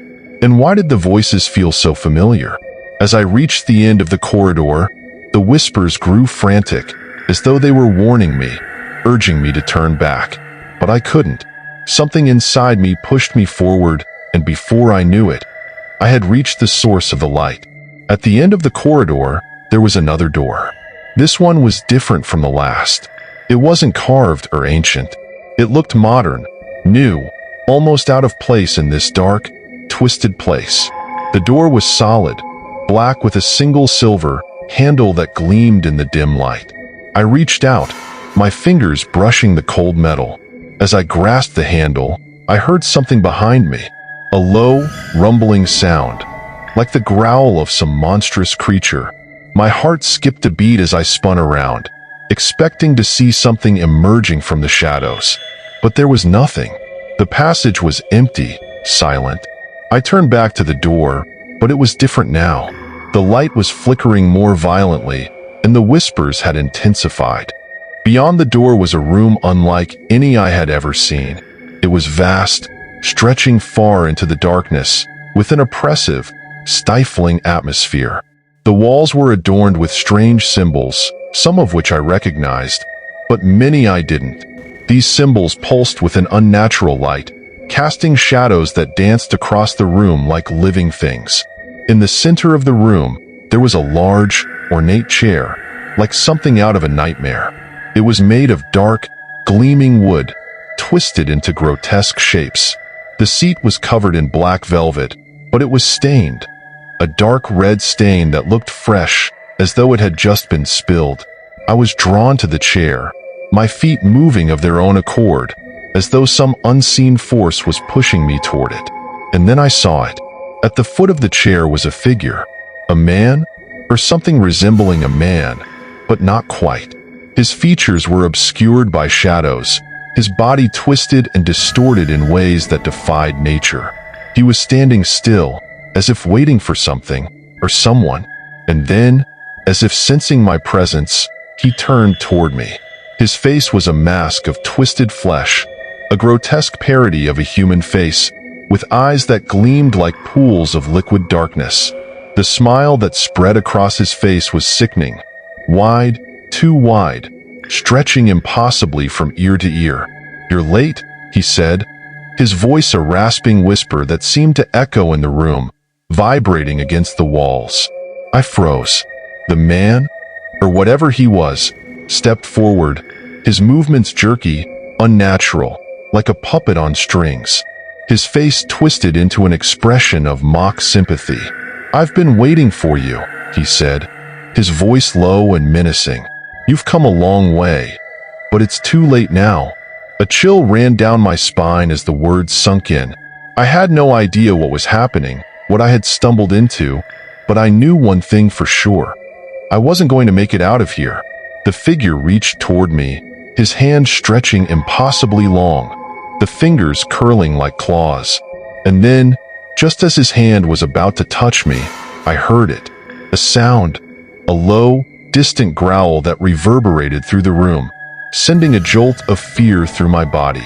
The figure stopped. Behind me, the door slammed shut, cutting off any escape. The room grew colder, the air thicker, and the growling noise intensified, now accompanied by a chorus of voices. The whispers I had heard before had returned, but now they were joined by guttural snarls and growls, as if the very walls were alive, vibrating with hunger. I turned back to face the figure, but he was no longer standing alone. Shadowy figures, tall and thin, emerged from the darkness, their faces hidden by hoods or veils of smoke. They circled around me, closing in, their eyes glowing like embers in the dark. And then I understood. The whispers weren't just voices. They were instructions. I was the next victim. The room, already suffocating in its oppressive atmosphere, seemed to close in even further as the shadowy figures circled around me. They moved in eerie unison, their long, twisted limbs gliding across the floor like they weren't even touching it. Their faces were hidden in the shadows, but I could feel their eyes on me, burning through the veil of darkness. My breath came in short, shallow gasps. I tried to move, but my legs felt like they were made of lead, unable to carry me away from the nightmare that was unfolding before me. I was trapped. The door behind me had slammed shut, and the figures had surrounded me with no possible escape. "You are not who you think you are," one of the figures hissed. The voice was low, gravelly, and so foreign that it sent a chill through my bones. I spun around, trying to locate the source of the voice, but it was impossible to tell. The shadows seemed to whisper to one another, their voices blending into a cacophony of unintelligible sounds. The words felt like a constant tug on my sanity, pulling me deeper into something I couldn't understand. Every whisper felt like a knife slicing through my mind, cutting away at my grip on reality. "Come closer," another figure spoke, its voice now more like a command than a plea. I wanted to run, wanted to scream, but the terror had rooted me to the spot. I had no control over my body, no ability to fight back. The presence of these creatures, whatever they were, was suffocating. My chest tightened as I struggled to breathe. each breath a battle against the crushing fear that threatened to swallow me whole. Then, something in the middle of the room caught my eye. A shape, an object, was slowly emerging from the shadows. It was large, dark, and indistinct at first, but as it neared the center of the room, its form became clearer. It was a large, ornate mirror. But this was no ordinary mirror. The frame was made of dark, twisting wood that resembled the grotesque patterns I had seen etched into the walls. The glass, however, was different. It wasn't clear like a normal mirror. It was black, as if it was a window to another world. A reflection that wasn't mine stared back at me, but it wasn't just my face. The reflection in the mirror grinned. Not a smile, but a wide, grotesque grin that stretched unnaturally from ear to ear. It wasn't my expression, it was something else. Something that looked like me, but wasn't. Step forward. Look into the mirror. The voice came again, this time with a cold, mocking tone. I wanted to resist, to scream, to run, but my feet moved against my will. The pull of the figure's command was irresistible. As I stumbled toward the mirror, I felt an odd sensation, a strange pressure in the air, as though something was trying to push its way through the thin barrier of reality. My heart hammered in my chest, and every instinct screamed at me to turn around, to break free from whatever this place was. But my feet wouldn't listen. I stopped in front of the mirror, the reflection of my face staring back at me. The grin that had spread across the distorted figure's face was gone. Instead, its eyes were fixed on me, cold and dead, like two black pits that could swallow my soul. Look deeper, the voice commanded again. But this time, it wasn't just the figure speaking. The room itself seemed to hum with the sound, the walls reverberating with an eerie vibration. I couldn't resist. My hand reached out slowly, almost as if guided by something other than myself. The moment my fingers brushed against the cold surface of the mirror, a shockwave of energy pulsed through me. The mirror, which had once appeared solid, now felt soft, as if it were made of liquid. My hand sunk into it, as though the glass had no substance. Panic surged through me. I tried to pull away, but the mirror held my hand in a vice-like grip. The room spun, the shadows began to writhe, and I felt myself being pulled into the mirror, into the reflection. A cold, guttural scream echoed around me, but it wasn't my voice. The sound came from all directions, surrounding me, consuming me, and then I was falling. I fell, endlessly. The darkness around me stretched into a void that seemed to have no end. The air around me grew colder, thicker, as though I was plummeting deeper into the heart of a black abyss. I tried to scream, but no sound came out. My lungs felt as though they were suffocating. The weight of the darkness pressed in on me from all sides, its cold fingers gripping at my skin. Suddenly, a light appeared. It was faint at first, like a distant star, but as I fell further, the light grew brighter, drawing me toward it. I reached out, desperate to escape the crushing darkness, but as I got closer, I realized that the light wasn't warm, it wasn't inviting. It was cold. In an instant, I was plunged into it. The world shifted, twisting, contorting, and the ground beneath me disappeared. I found myself standing in a place that felt wrong. The air was thick and oppressive, the atmosphere suffocating. I looked around, and that's when I saw them. The figures. They were everywhere. The dark, shadowy beings that had been circling me earlier were now standing motionless, their faces obscured by the same swirling shadows. They weren't alone. Surrounding them were dozens, no, hundreds of others, all of them faceless, all of them staring at me. "You shouldn't have come here," one of them whispered. But their voice wasn't just a voice. It was a presence, a feeling that resonated deep in my chest, shaking my bones. The words were a warning, but they carried a strange sense of finality to them. I knew that I had already crossed a point of no return. There was no going back now. "You've made a mistake," another one hissed. Its mouth didn't move, but I could feel the words scrape against my soul. The air was thick with an overwhelming sense of dread. I was surrounded, trapped. There was nowhere to run, nowhere to hide. The figures began to close in, slowly at first, then faster, as though the very space around me was shrinking. I reached out, my hands trembling, as if to beg them for mercy, but no words came. They weren't interested in mercy. They weren't even interested in me. They were after something else. I turned, and in that instant, I saw it. I froze. There, just beyond the gathering shadows, something was moving. It wasn't one of the figures, but it was definitely part of this strange and terrifying world I had found myself in. It was a shape, a shadow in the shape of a person, but it was distorted, warped, like it was trying to break free from the confines of reality. Its edges flickered like a broken light, constantly shifting in and out of focus. It was me. At first, I thought it was some kind of trick, a reflection of my fear manifesting into something grotesque. But the more I stared, the more I realized this was something else entirely. It wasn't just a distorted version of myself, it was alive. It moved with a deliberate slowness, as if it was aware of my every move, mirroring me in ways I couldn't comprehend. The shape reached out, and for a moment, I thought it might grab me, pull me into whatever twisted dimension it had come from. I tried to step back, but my legs wouldn't move. They were frozen, as if anchored to the ground by some invisible force. Every inch of me screamed to escape, but my body betrayed me, unwilling or unable to obey. "You shouldn't have come here," the figure whispered, and its voice was a hauntingly perfect imitation of my own. "You don't belong." My heart pounded in my chest, and every instinct I had told me to run, to fight.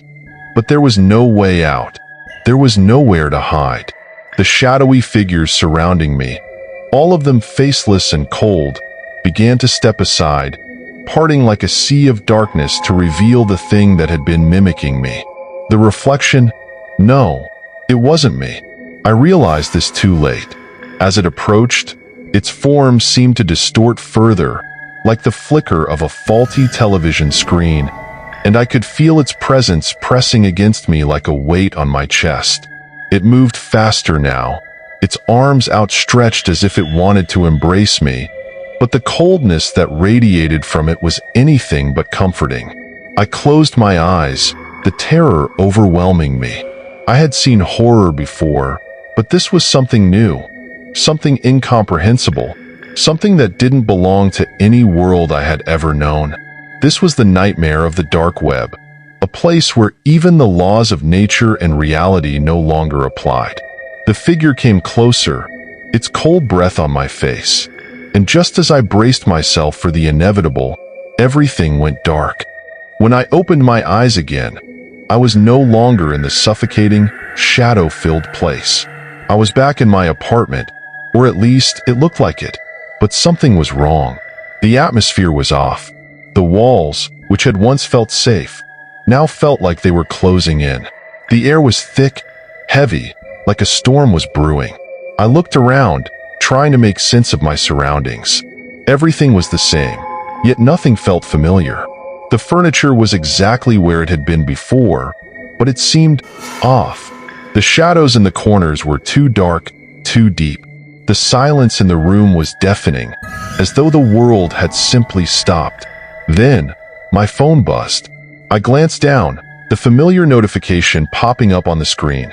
New message from unknown. A cold chill ran down my spine, but I couldn't resist. I tapped on the message. The subject line read, "Welcome home." The message itself was short, chilling in its simplicity. "I see you made it back. But do you really think you're safe now?" The words sent a wave of nausea through me. I wanted to toss the phone, to throw it out the window and escape. But I couldn't. I was trapped. The more I stared at the message, the more I realized something. The room I was in, it wasn't real. There was no escape. The shadows were alive, watching me, waiting for me to make the wrong move. A noise came from the corner of the room, faint at first, but growing louder. Footsteps. Slow, deliberate footsteps. I turned, my body moving in slow motion as if each movement required all my strength. In the corner of the room, where the shadows were thickest, a figure emerged. It was the same one from the distorted mirror, the same shape, the same thing that had followed me into this hellish place. But this time, it wasn't alone.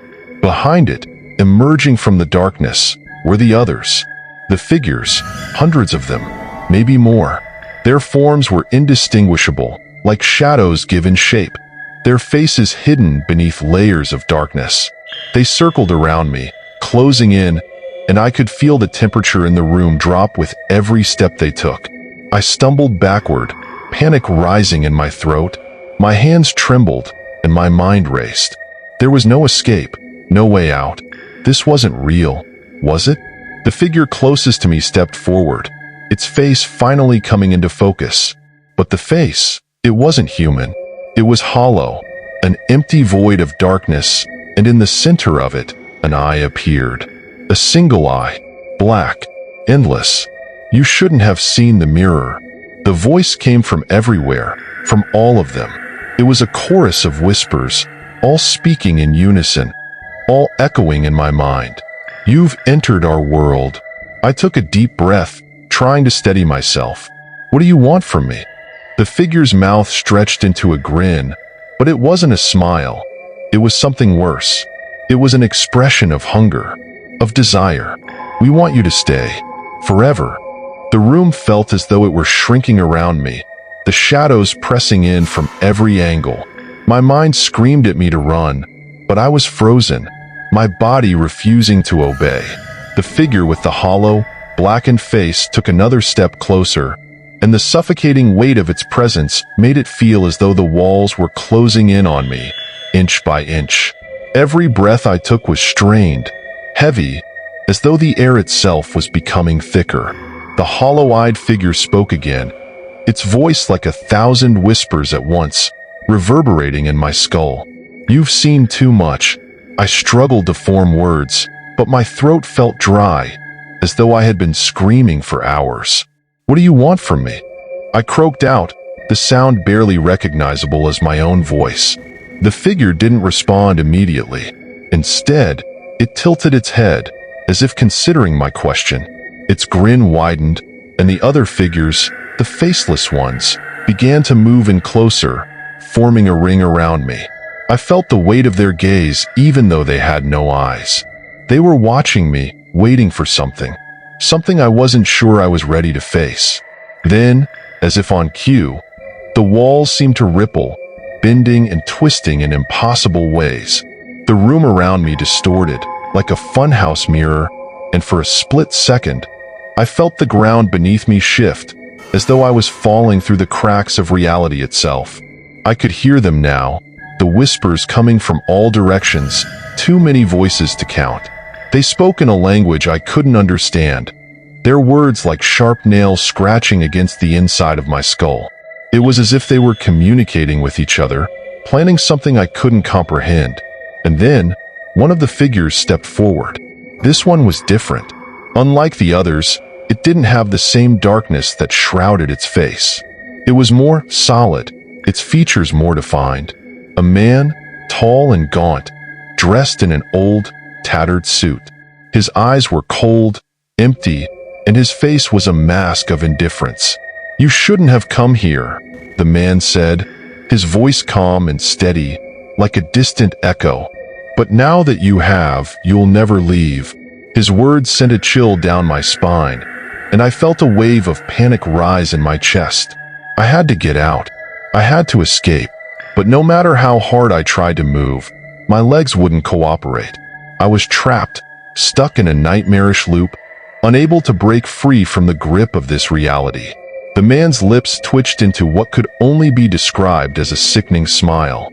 You've been marked, he continued, his words slithering into my mind like poison. And once you're marked, there's no going back. The weight of his words settled over me like a shroud. It wasn't just the figures surrounding me, or the darkness closing in, that terrified me. It was the fact that I had somehow become part of this world. The world of the dark web, the twisted, corrupted realm I had unwittingly entered. There was no escaping it. I had seen too much, and now they were going to make sure I paid the price. Suddenly, the shadows surrounding me seemed to come alive, swirling and coiling in the air like a living entity. They moved with purpose, converging toward the center of the room where I stood. The figures seemed to vanish into the darkness, and the man in the suit stepped forward once more, his cold gaze never leaving mine. "You've been given a choice," he said, his voice like gravel scraping against stone. "But it's too late now." The shadows twisted into a shape, and I could see it clearly now. A figure, hunched and deformed, its body contorted in unnatural ways. It moved toward me, its movements jerky and disjointed, like a puppet whose strings were being pulled by some unseen force. I tried to scream, but my voice was swallowed by the oppressive silence that had fallen over the room. The figure stopped just in front of me, its face coming into focus. But it wasn't a face at all. It was a mask, an emotionless, lifeless mask, like something you might find at a forgotten carnival, left behind and forgotten. The figure reached out with one elongated, bony hand, its fingers tipped with claws that seemed to shimmer in the dim light. It didn't speak, but the weight of its presence was suffocating. I could feel its eyes, or whatever passed for eyes in that hollow mask, burning into me, searching through me.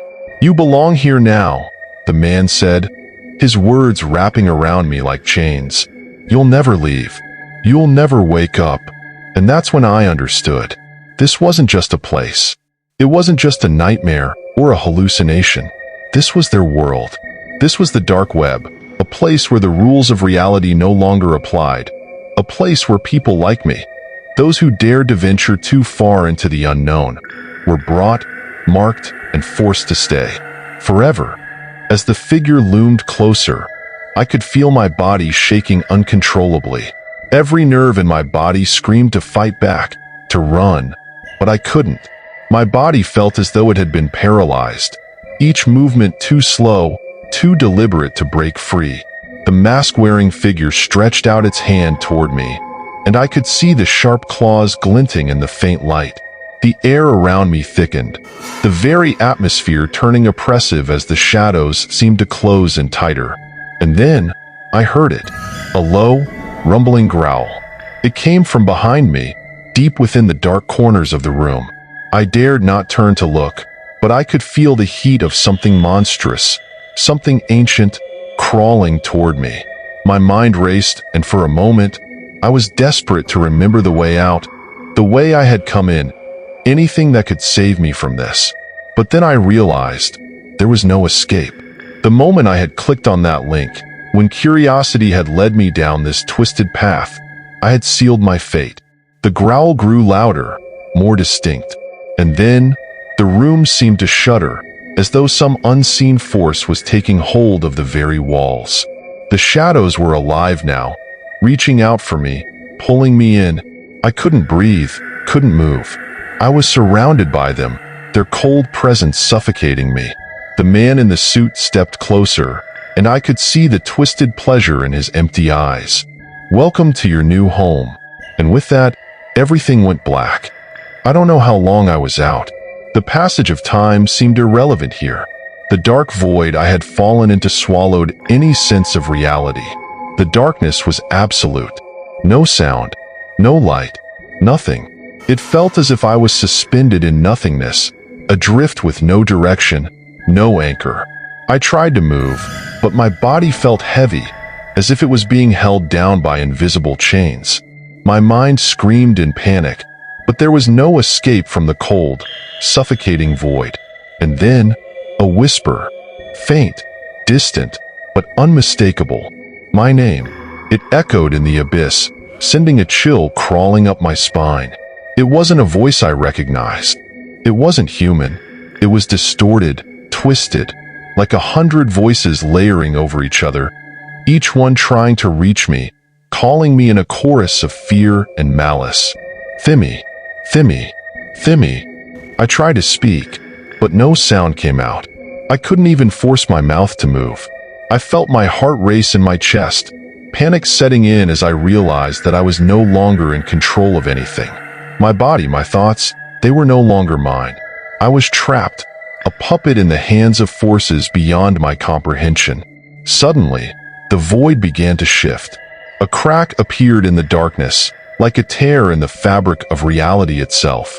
The air became thick, pressing in from all sides, and I could feel the weight of it bearing down on me. It was suffocating, like the world was collapsing on top of me. From the crack, a figure emerged. Slowly, deliberately, it moved towards me.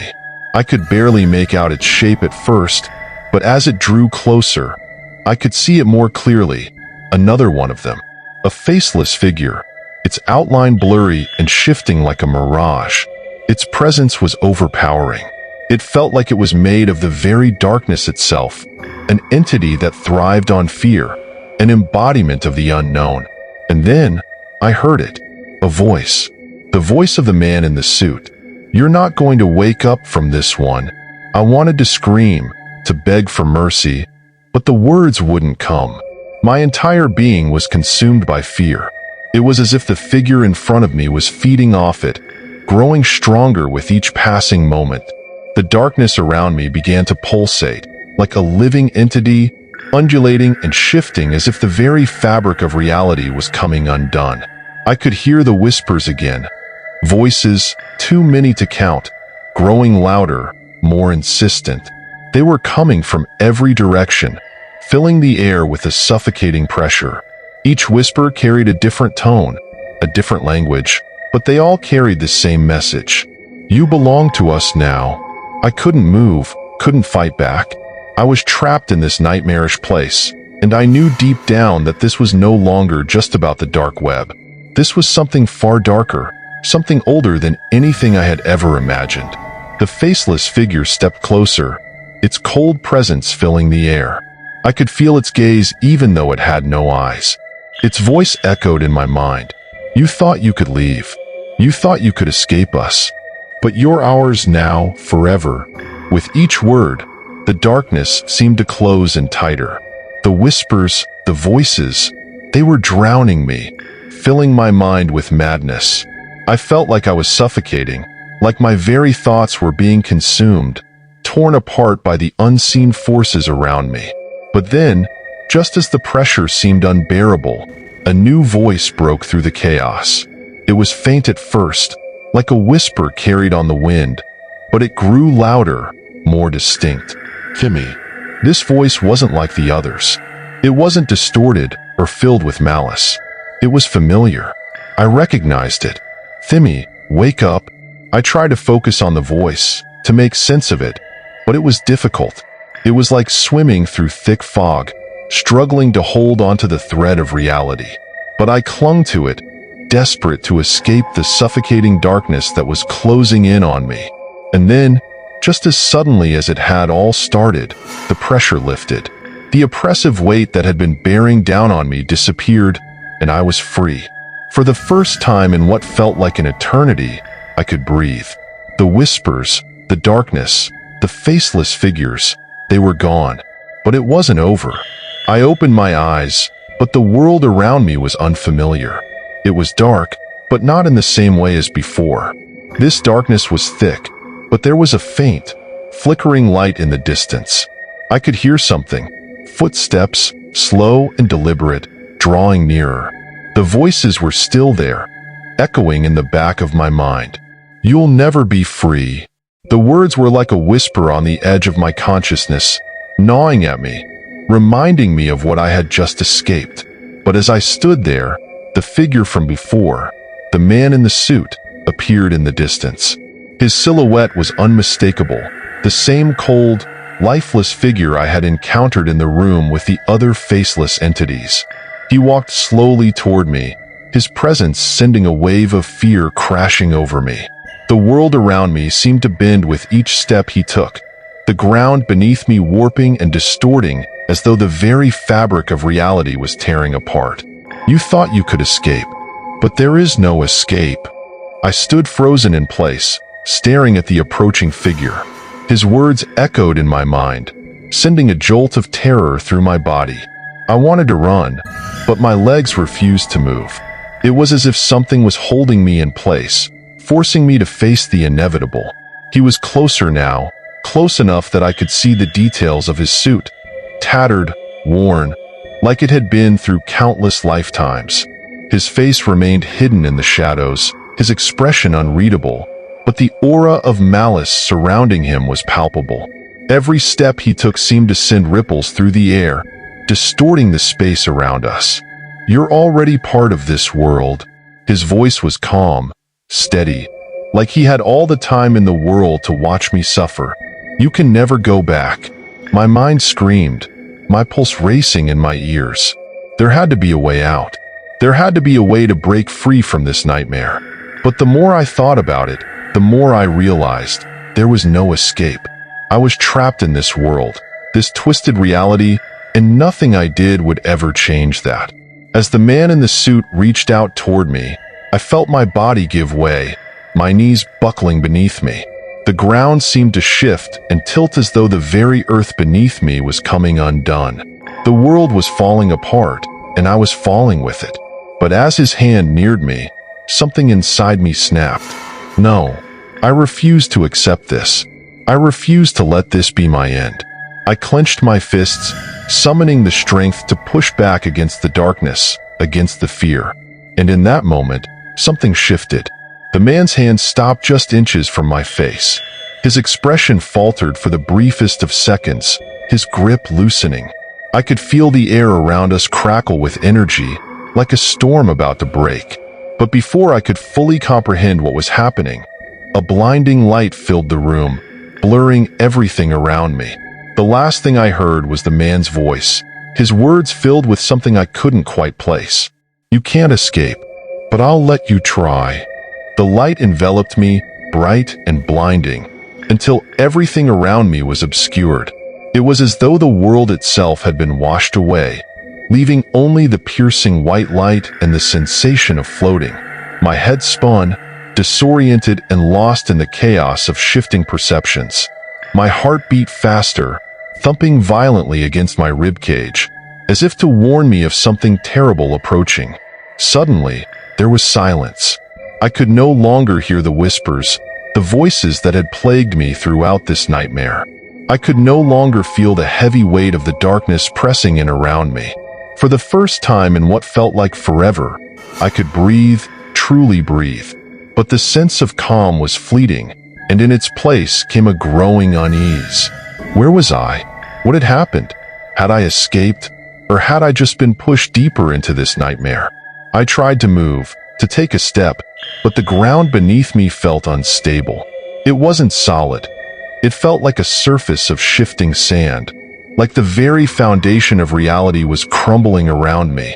Every step I took was uncertain, like I was walking on the edge of a precipice, afraid that one wrong move would send me tumbling into the abyss. That's when I saw him again, the man in the suit. He stood there, as though he had materialized from the light itself. His silhouette was unmistakable, towering over me with an air of quiet menace. His face remained hidden, a shadow of darkness where his features should have been. The absence of his eyes, the absence of any expression, was more terrifying than anything I could have imagined. It was as if his face wasn't a face at all, but a void, a black hole that consumed everything in its path. He spoke without moving, his voice a chilling echo that reverberated through the silence. "You think you've escaped, but you haven't." I froze, the words sinking into my bones like an icy chill. My heart raced again, fear rushing through my veins as I realized what he was saying. There was no escape. No matter how hard I tried to run, no matter what I did, I was trapped. Trapped in this nightmare, this twisted web of darkness, and I was never going to be free. The figure stepped forward, his presence becoming overwhelming, filling the space with an oppressive weight. I wanted to move, to run, but my body refused to cooperate. It felt like I was bound by invisible chains, unable to break free. "You belong to us." His voice was cold, final. "You always have." The words hit me like a physical blow. and I staggered backward, the air thickening with the intensity of his words. It was then that I realized the horrible truth.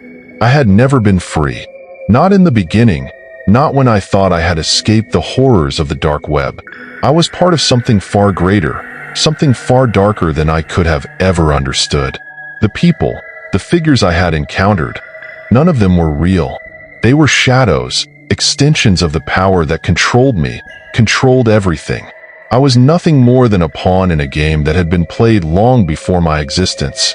The figure's shadow stretched toward me, long and menacing.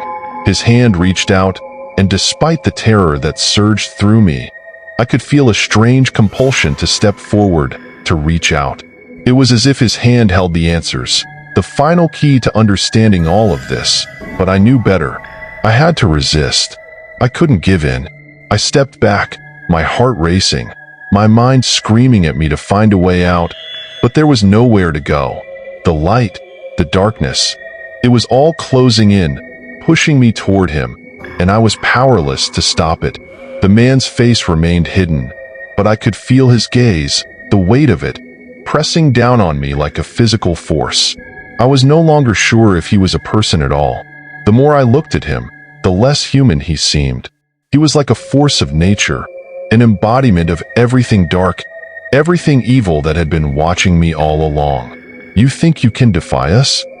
His voice was soft now, but it was laced with something far darker, something ancient.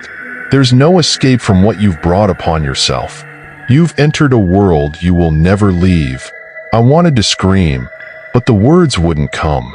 I wanted to fight, but my body was paralyzed. I was nothing more than a puppet dangling from the strings of fate. The man in the suit was not my captor.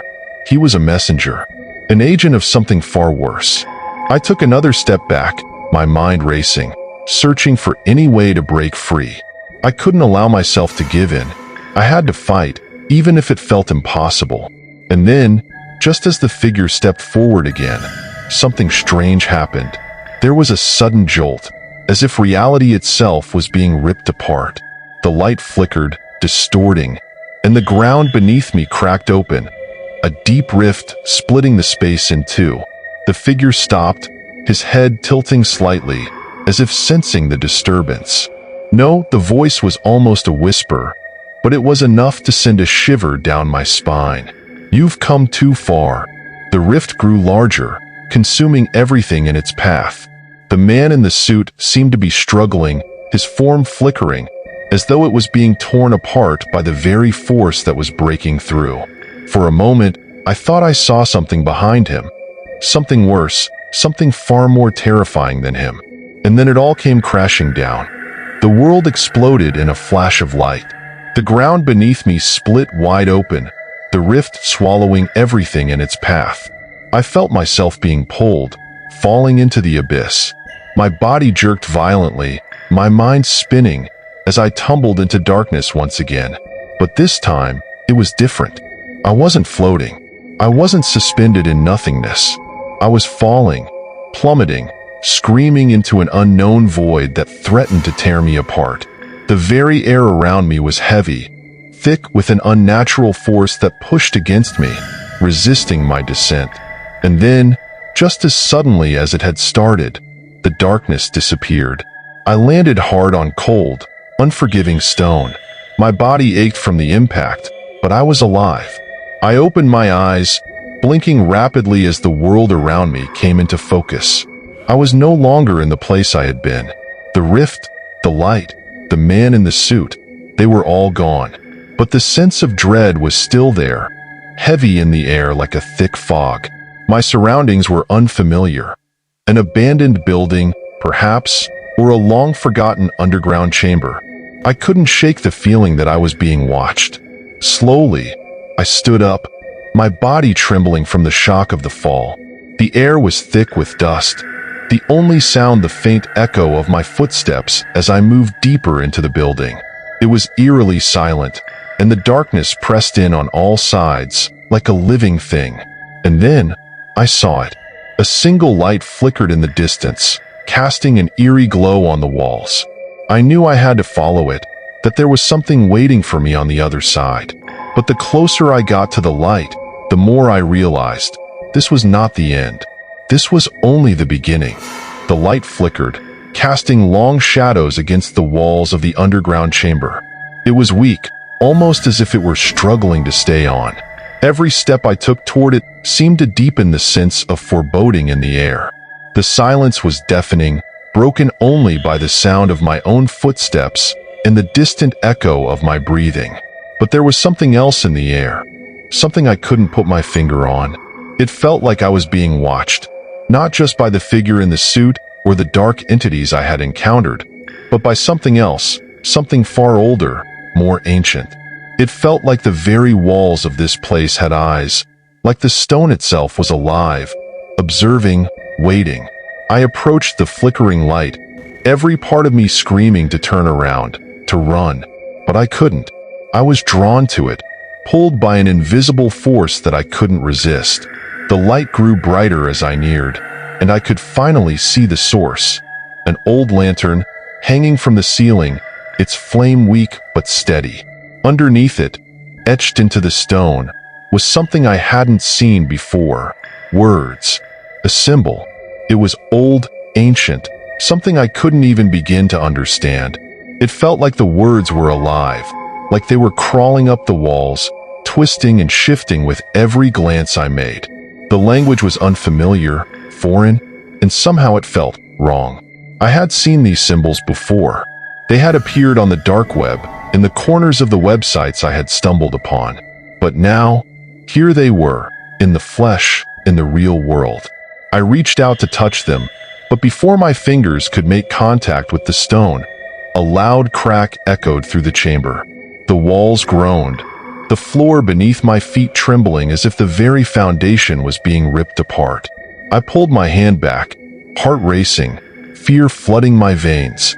Something was happening. Something was changing. The air grew thick with the scent of decay, of something rotting beneath the earth. The light flickered once more, casting strange shadows across the room. And then, I heard it. A low, guttural growl. It came from somewhere deep within the chamber, reverberating through the stone. It was unlike anything I had ever heard before. Low, inhuman, the sound of something hungry. My blood ran cold as the growl grew louder, closer. My body was frozen in place, but my mind screamed at me to move, to run. I couldn't. The growl turned into a series of sharp, piercing screeches, like claws scraping against metal. And then, from the shadows, I saw it. A figure emerged, tall and grotesque, its limbs too long and twisted. It crawled toward me, its face hidden beneath a mass of tangled hair, its eyes glowing with a sickly yellow light. Its mouth was open wide, revealing rows of sharp, jagged teeth, each one glinting in the dim light. The creature was horrifying, its movements unnatural, jerking in spasms as it crawled toward me. I backed away, but my legs felt like lead. I couldn't move, couldn't run. It was as if the very air had thickened, holding me in place. And then, it spoke. "You shouldn't have come here." The voice was a low, hissing whisper, dripping with malice. The sound sent shivers down my spine, and for a moment, I thought I was going to lose control, to crumble under the weight of the fear. But I forced myself to stay calm. I had faced so much already. I couldn't let this be the end. Not now. Not after everything I had been through. The creature inched closer, its eyes never leaving mine. I could feel the pressure of its gaze, as though it were staring into my very soul, pulling me into its darkness. I needed to escape, to get away, but the more I tried to move, the more I realized I was trapped. There was no way out. "You're part of it now," the creature hissed again, its mouth stretching into an impossible grin. "There's no escape from the darkness," I screamed, my mind shattering as the creature lunged forward, its jaws snapping open wide. I woke with a start, gasping for breath, heart racing, sweat pouring from every pore. For a moment, I thought I had died, thought I had been swallowed whole by that nightmarish creature. But as my eyes adjusted to the dim light of the room, I realized I wasn't in that chamber anymore. I was back in my apartment. I looked around, confused, disoriented. My surroundings were familiar, the same as they had always been. My bed, the walls, the windows, they all looked normal. But deep inside, I knew that nothing was as it seemed. I wasn't safe. The air felt thick, suffocating. A chill ran through me as I sat up, eyes darting to the corners of the room, expecting to see shadows creeping in from every direction. But there was nothing. Still, I couldn't shake the feeling that something was wrong, that something was watching me. I reached for my phone, hands trembling. I couldn't trust anything anymore. Not my senses, not my mind. But I needed to know. I needed to see if it was real. I opened my email. There, at the top of my inbox, was a new message. The subject line read, "Come and claim what is yours." My stomach turned, while rising in my throat. I clicked the email open, fingers numb. It was a picture, an image of me, from behind, standing in that underground chamber. The symbols were visible on the wall, the creature looming in the background, its yellow eyes glowing menacingly. I could feel the fear crawling up my spine as I stared at the photo. I recognized that place. I had seen it with my own eyes. But how could anyone else have known about it? The email was signed with a single word: soon. I dropped my phone, my hands shaking uncontrollably. The walls seemed to close in on me, the very air heavy with the weight of something sinister. I had thought I was free, thought I had escaped the dark web, the nightmare, the horrors that had haunted me. But I was wrong. It wasn't over, and it would never be over. The days that followed were a blur, frantic, sleepless nights filled with haunting thoughts and impossible dreams. Every shadow seemed to move. Every noise sent me into a frenzy. I couldn't escape the feeling that something was always watching, waiting for me to make a mistake. I couldn't tell anyone. I couldn't explain it to anyone. The horrors I had faced were beyond comprehension. How could I describe what I had experienced? The terrifying creatures, the sense of being watched by something far more powerful than any human could ever understand. I tried to go back to normal, to convince myself that everything was fine. I deleted the email, deleted every trace of the dark web from my computer. But deep inside, I knew it wasn't enough. The creature, the man in the suit, they were still out there. They were still watching me. Every time I closed my eyes, I could still see that symbol, that ancient language etched into the stone walls, whispering to me. I could still hear the growl, the hiss of that creature, echoing in my mind. It wasn't just a nightmare anymore. It was my reality. Days turned into weeks, and yet the unease never left me. Every morning I would wake up with a lingering feeling of dread, as if I had been pulled into something much darker, something that had no intention of letting me go. It wasn't just fear. It was the sense that I had been marked, like a pawn in a game I couldn't understand. I thought about leaving. I considered running away, going to another city, cutting myself off from the internet, from everything. But that was a thought I could never fully entertain. It was clear now, there was no escape. Not really. The first time I saw it again, I was in the middle of a normal, everyday task. It was an ordinary evening, the kind of quiet night that should have made me feel safe, that should have provided some kind of comfort. I was cleaning my kitchen when I glanced up at the window and froze. I saw the reflection. It was faint, barely noticeable at first, but it was enough to send my heart into a panic. In the dim light from the street outside, I saw a figure standing in the reflection of the window behind me. I spun around, but no one was there. But it didn't matter. I knew what I had seen. I had felt its presence, watched it step out of the shadows, standing just out of sight. I grabbed my phone, my hands shaking as I opened my email again, hoping it was just a figment of my imagination, a slip of the mind. But no, the same email was there, sitting at the top of my inbox. It had been hours since I last checked, and it was still waiting for me, as if it had known when I would look. It's time. Come and claim what is yours. That was all it said. And yet, the fear that flooded through me was unbearable. What was it referring to? What had I missed? What was I supposed to claim? I tried to ignore it, tried to pretend I hadn't seen it, but deep down I knew that whatever I had left behind was still out there, pulling me in, ready to claim its prize. My heart raced in my chest as I felt an overwhelming compulsion to go back, to face whatever it was that haunted me. But the thought terrified me. It was a fight between my sanity and my desire to escape whatever it was pulling me closer. The noise came again. It started faintly, like the distant hum of a machine, but it grew louder, closer, until it felt like something was vibrating the very walls around me. It was coming from my computer, the same device that had been the gateway to everything. My eyes darted to the screen, and I froze once more. The text on my screen began to glitch, flashing rapidly between random words and symbols, and then there was a name I recognized. Reed. I had seen that name before, but where? My mind scrambled for a connection, a memory, anything that made sense of this new information. And then it hit me. The man in the suit from the underground chamber. His name, Reed, had been on the profile. I had seen it before in the dark web chats, buried among the strange and untraceable usernames. It wasn't just a coincidence. Reed wasn't just some figure. He was a player in this game, and I was the target. I wasn't sure what to do. I could feel my body shutting down, succumbing to fear. The walls felt closer, the air thicker, the sound of the vibrating machine growing louder and louder until it felt like my brain was being shaken out of my skull.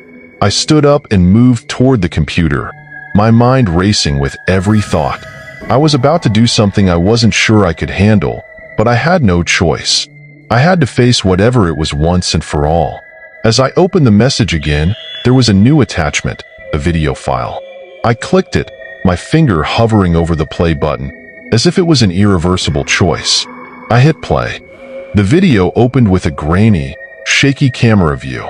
The image was dim, hard to make out, but slowly, I saw what the camera was focused on. An old, decaying building, half collapsed, like something that had been abandoned for decades. The colors were muted, washed out, as though the footage had been pulled from the deepest corners of the internet, where nothing was meant to be seen. It wasn't the building that made my blood run cold. It was the figure standing in front of it. A man, tall and imposing, wearing the same dark suit that had haunted my dreams. Reed. He stood motionless, his back to the camera, his hands folded in front of him. The video zoomed in slowly, focusing on his posture, the way he stood as if he was waiting for something, or someone. And then I heard a voice. The voice wasn't from the video. It was in my room, right next to me, like a whisper in my ear. It's time to claim what's yours.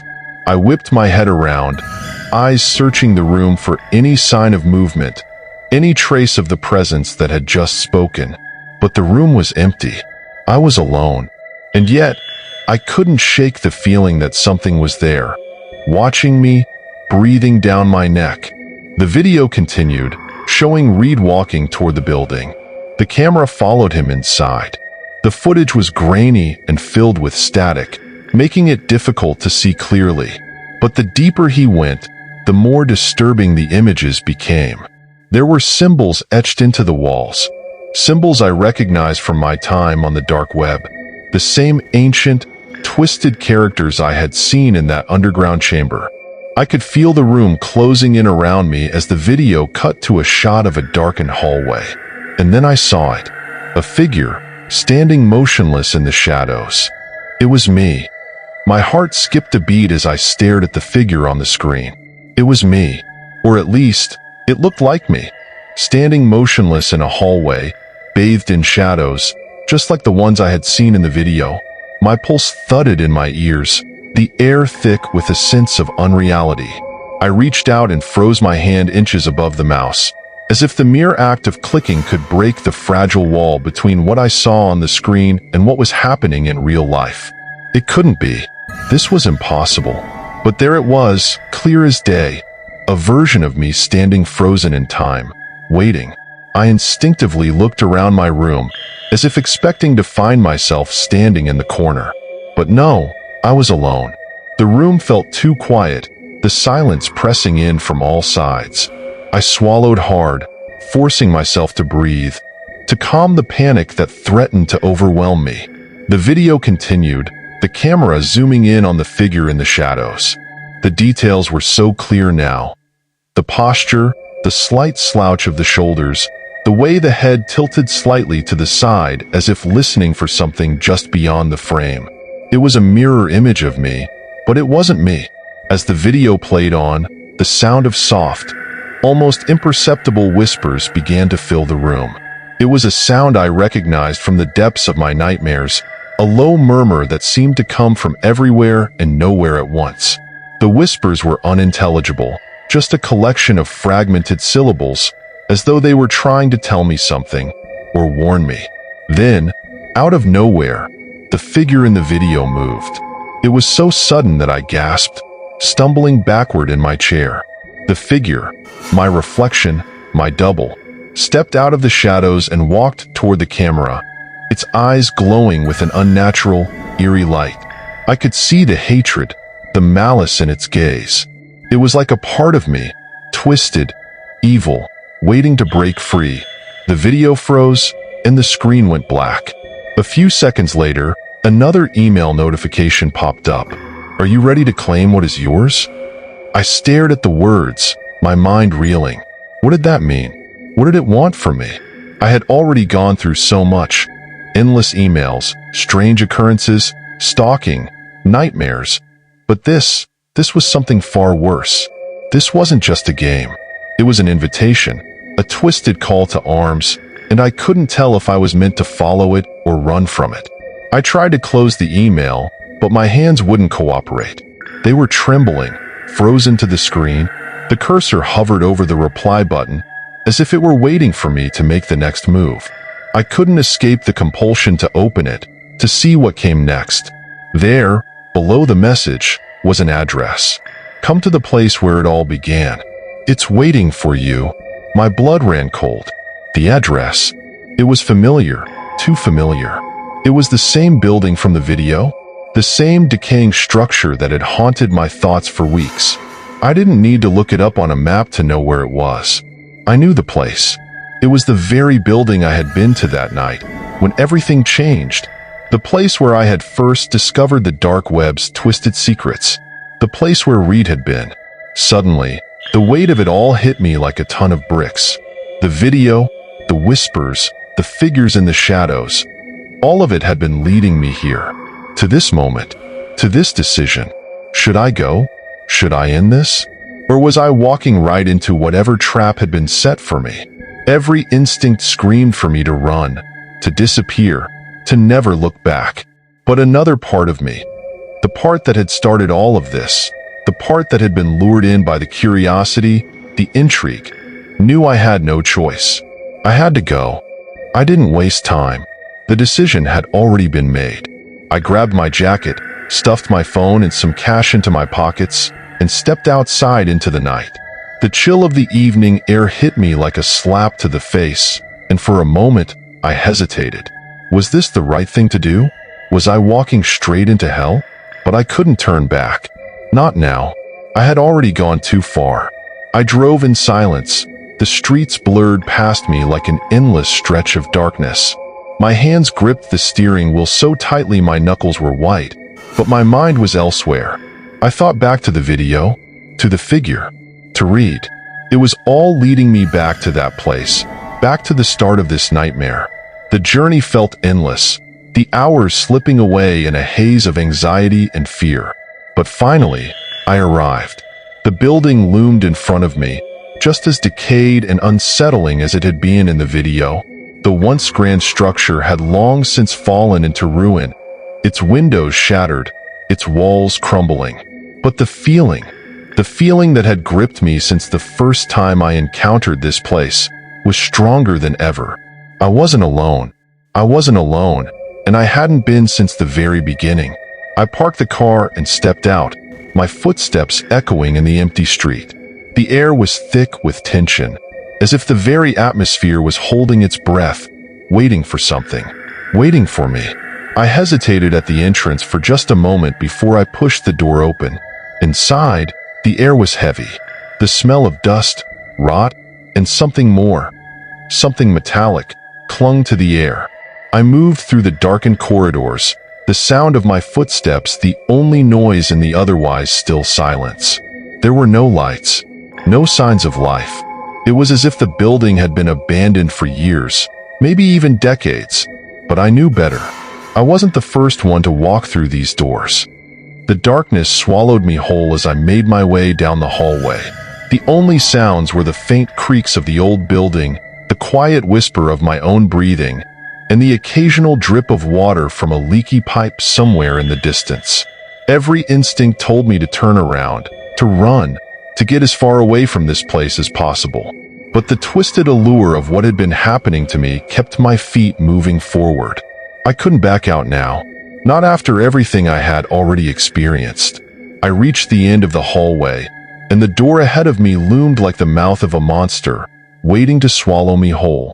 My breath caught in my throat, my heart pounding as I stood before it. The door was ajar, just enough to see into the pitch-black room beyond. There was no sound coming from inside, no movement. It was eerily quiet. I pushed the door open slowly, the hinges groaning in protest, and stepped into the room. The space was vast and empty, or at least, that's what it seemed at first. The air was thick, damp, with an unnatural chill that cut through my clothes and straight to my bones. As my eyes adjusted to the darkness, I realized there were shapes in the room. Shadows that seemed to twitch and move, though when I focused on them, they were still. A cold sweat broke out on my forehead as my gaze darted around the room, taking in the strange, unsettling details. The walls were lined with shelves, but they weren't filled with books or trinkets.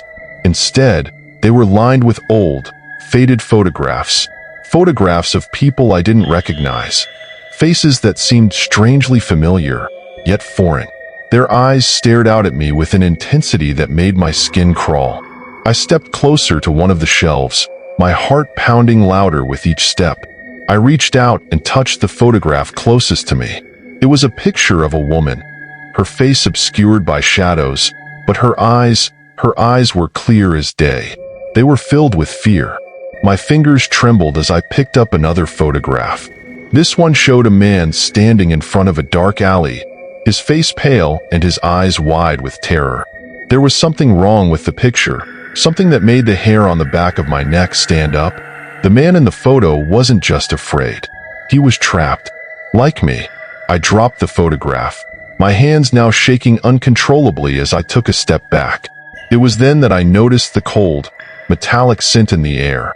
More pungent now, like rust mixed with something far worse. My stomach churned as I turned to see the source. There, in the center of the room, stood an old, dusty table. A single light hung overhead, flickering intermittently, casting strange shadows across the table's surface. And on that table, my breath caught in my throat. Laying there, almost too still, was a doll. But not just any doll. It was the doll from the video, the one with glowing eyes, the one that had been watching me. But it wasn't just any doll anymore. This one was different. It looked more lifelike now, almost too real, as though it were breathing. Its eyes shimmered with an unnatural glow, the same eyes that had haunted me in the video. I took a step closer, my hands cold and clammy. The closer I got, the more I could feel its gaze, the weight of it pressing down on me. I could feel the doll watching me, its eyes boring into my soul. And then, without warning, it moved. I stumbled backward, heart racing, as the doll's head turned slowly to face me. Its eyes gleamed with an eerie, malevolent light. The room seemed to close in around me, the walls pressing tighter and tighter as the doll's mouth opened. A voice, barely a whisper, drifted from its lips. "You've come to take it back." The words sent a chill through my body. My hands trembled as I reached for my phone, desperate to call someone, anyone. But my hands betrayed me. They fumbled with the phone, unable to function, as though the very device had become a lifeless object. I looked up, and the doll was gone. It was as if it had never been there. The table was empty. The room was silent again, but the air had changed. The temperature had dropped, and a suffocating darkness had taken its place. I was no longer alone. I turned toward the door, my pulse racing, ready to bolt. But before I could take a single step, I heard it. Soft footsteps, tapping against the cold, hard floor behind me.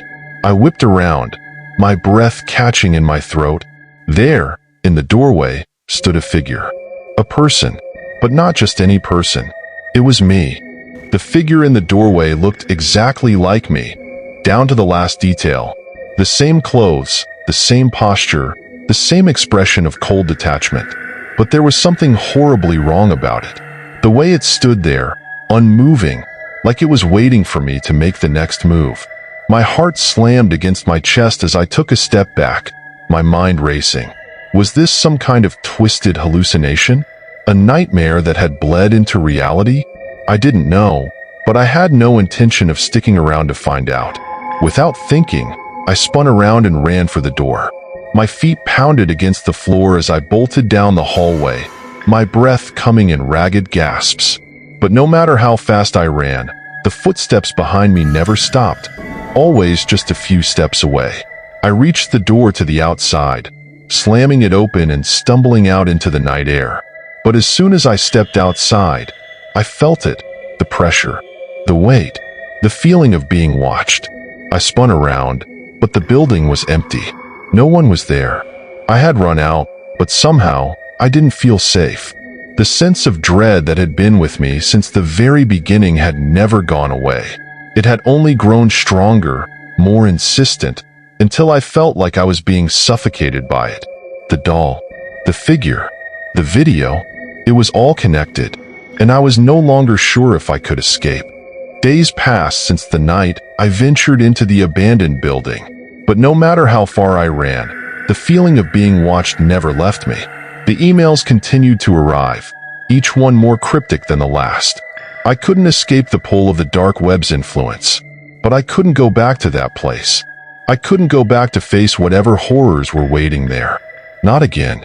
The days turned into weeks, but the dread never left.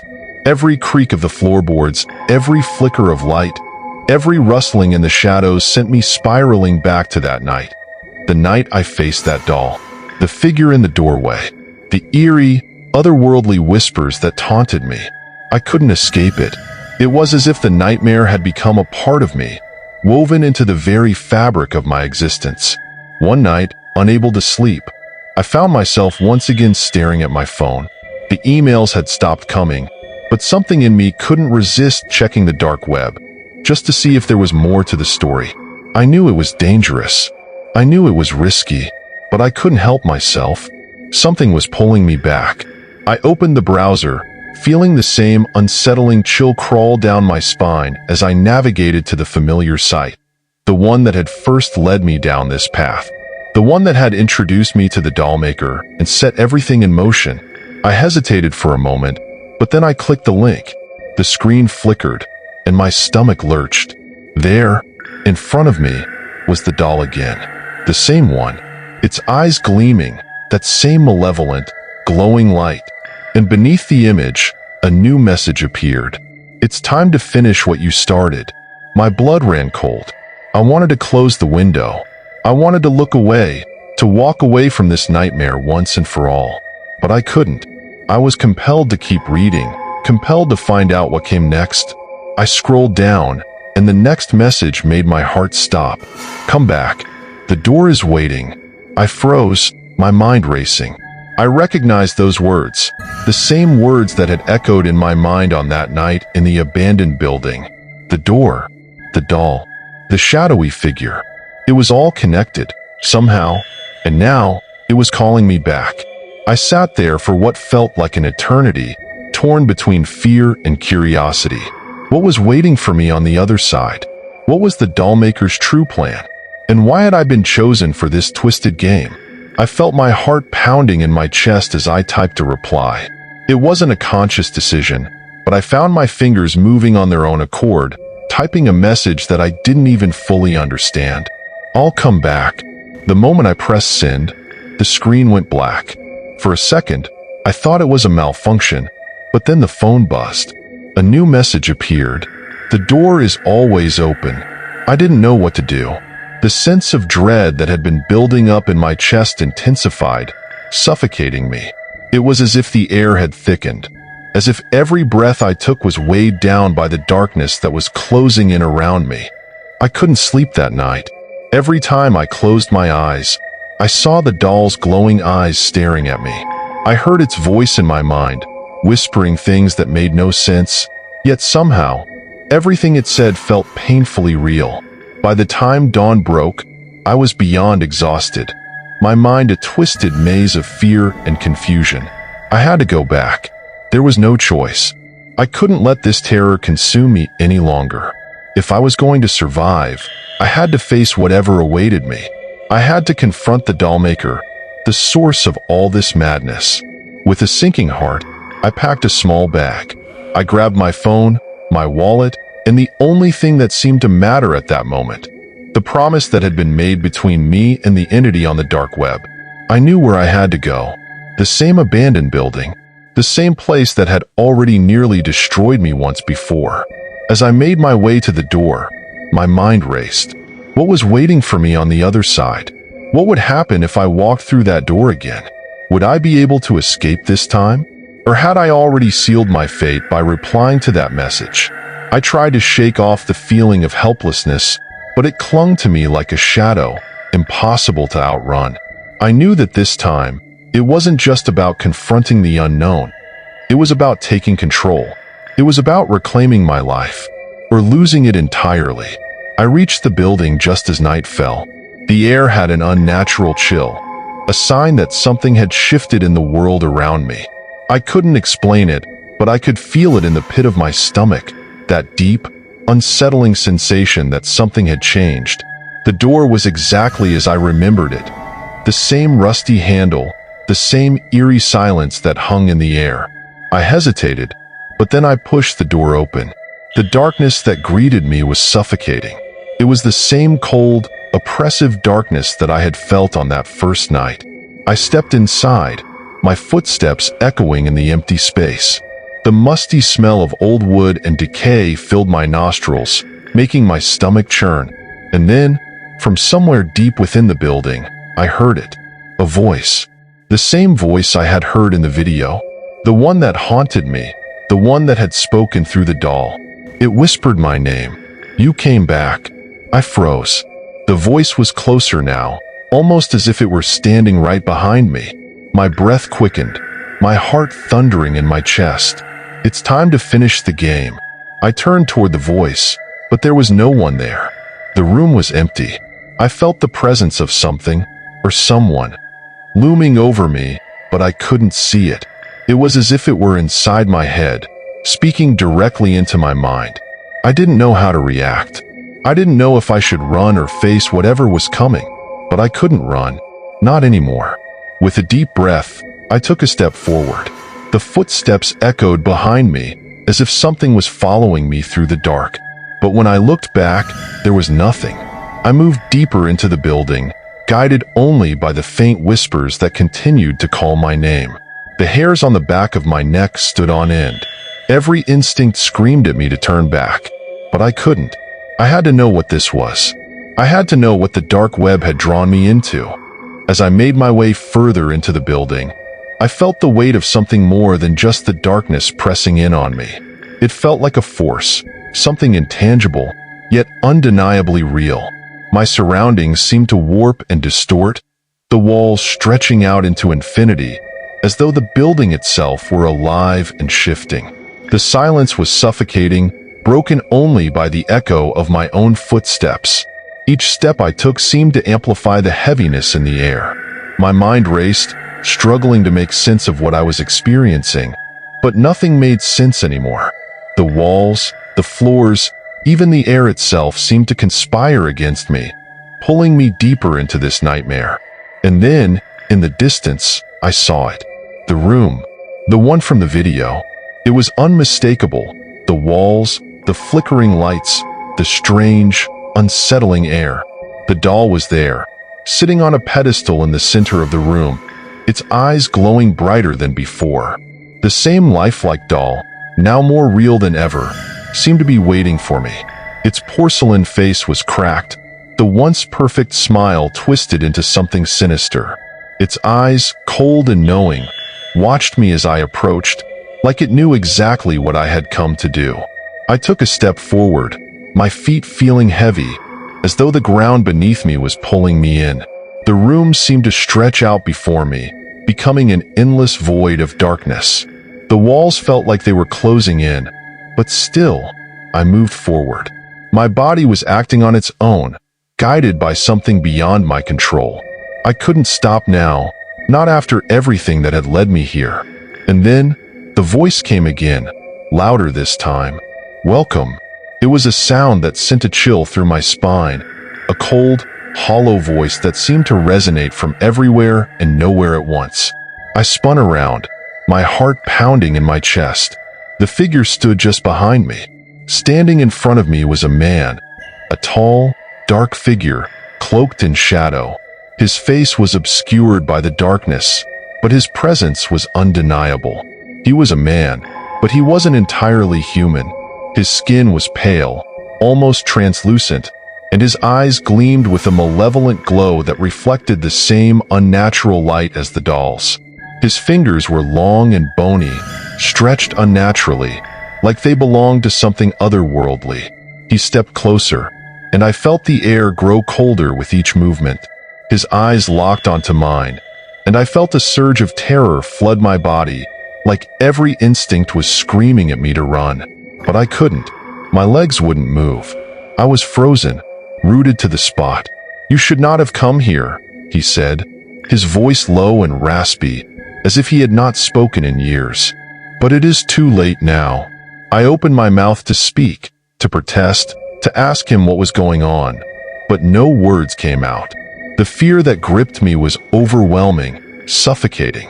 All I could do was stare at him, unable to comprehend what was happening. He stepped closer still, the shadows around him shifting as if they had a life of their own. The room seemed to shrink with every step he took, the walls closing in tighter.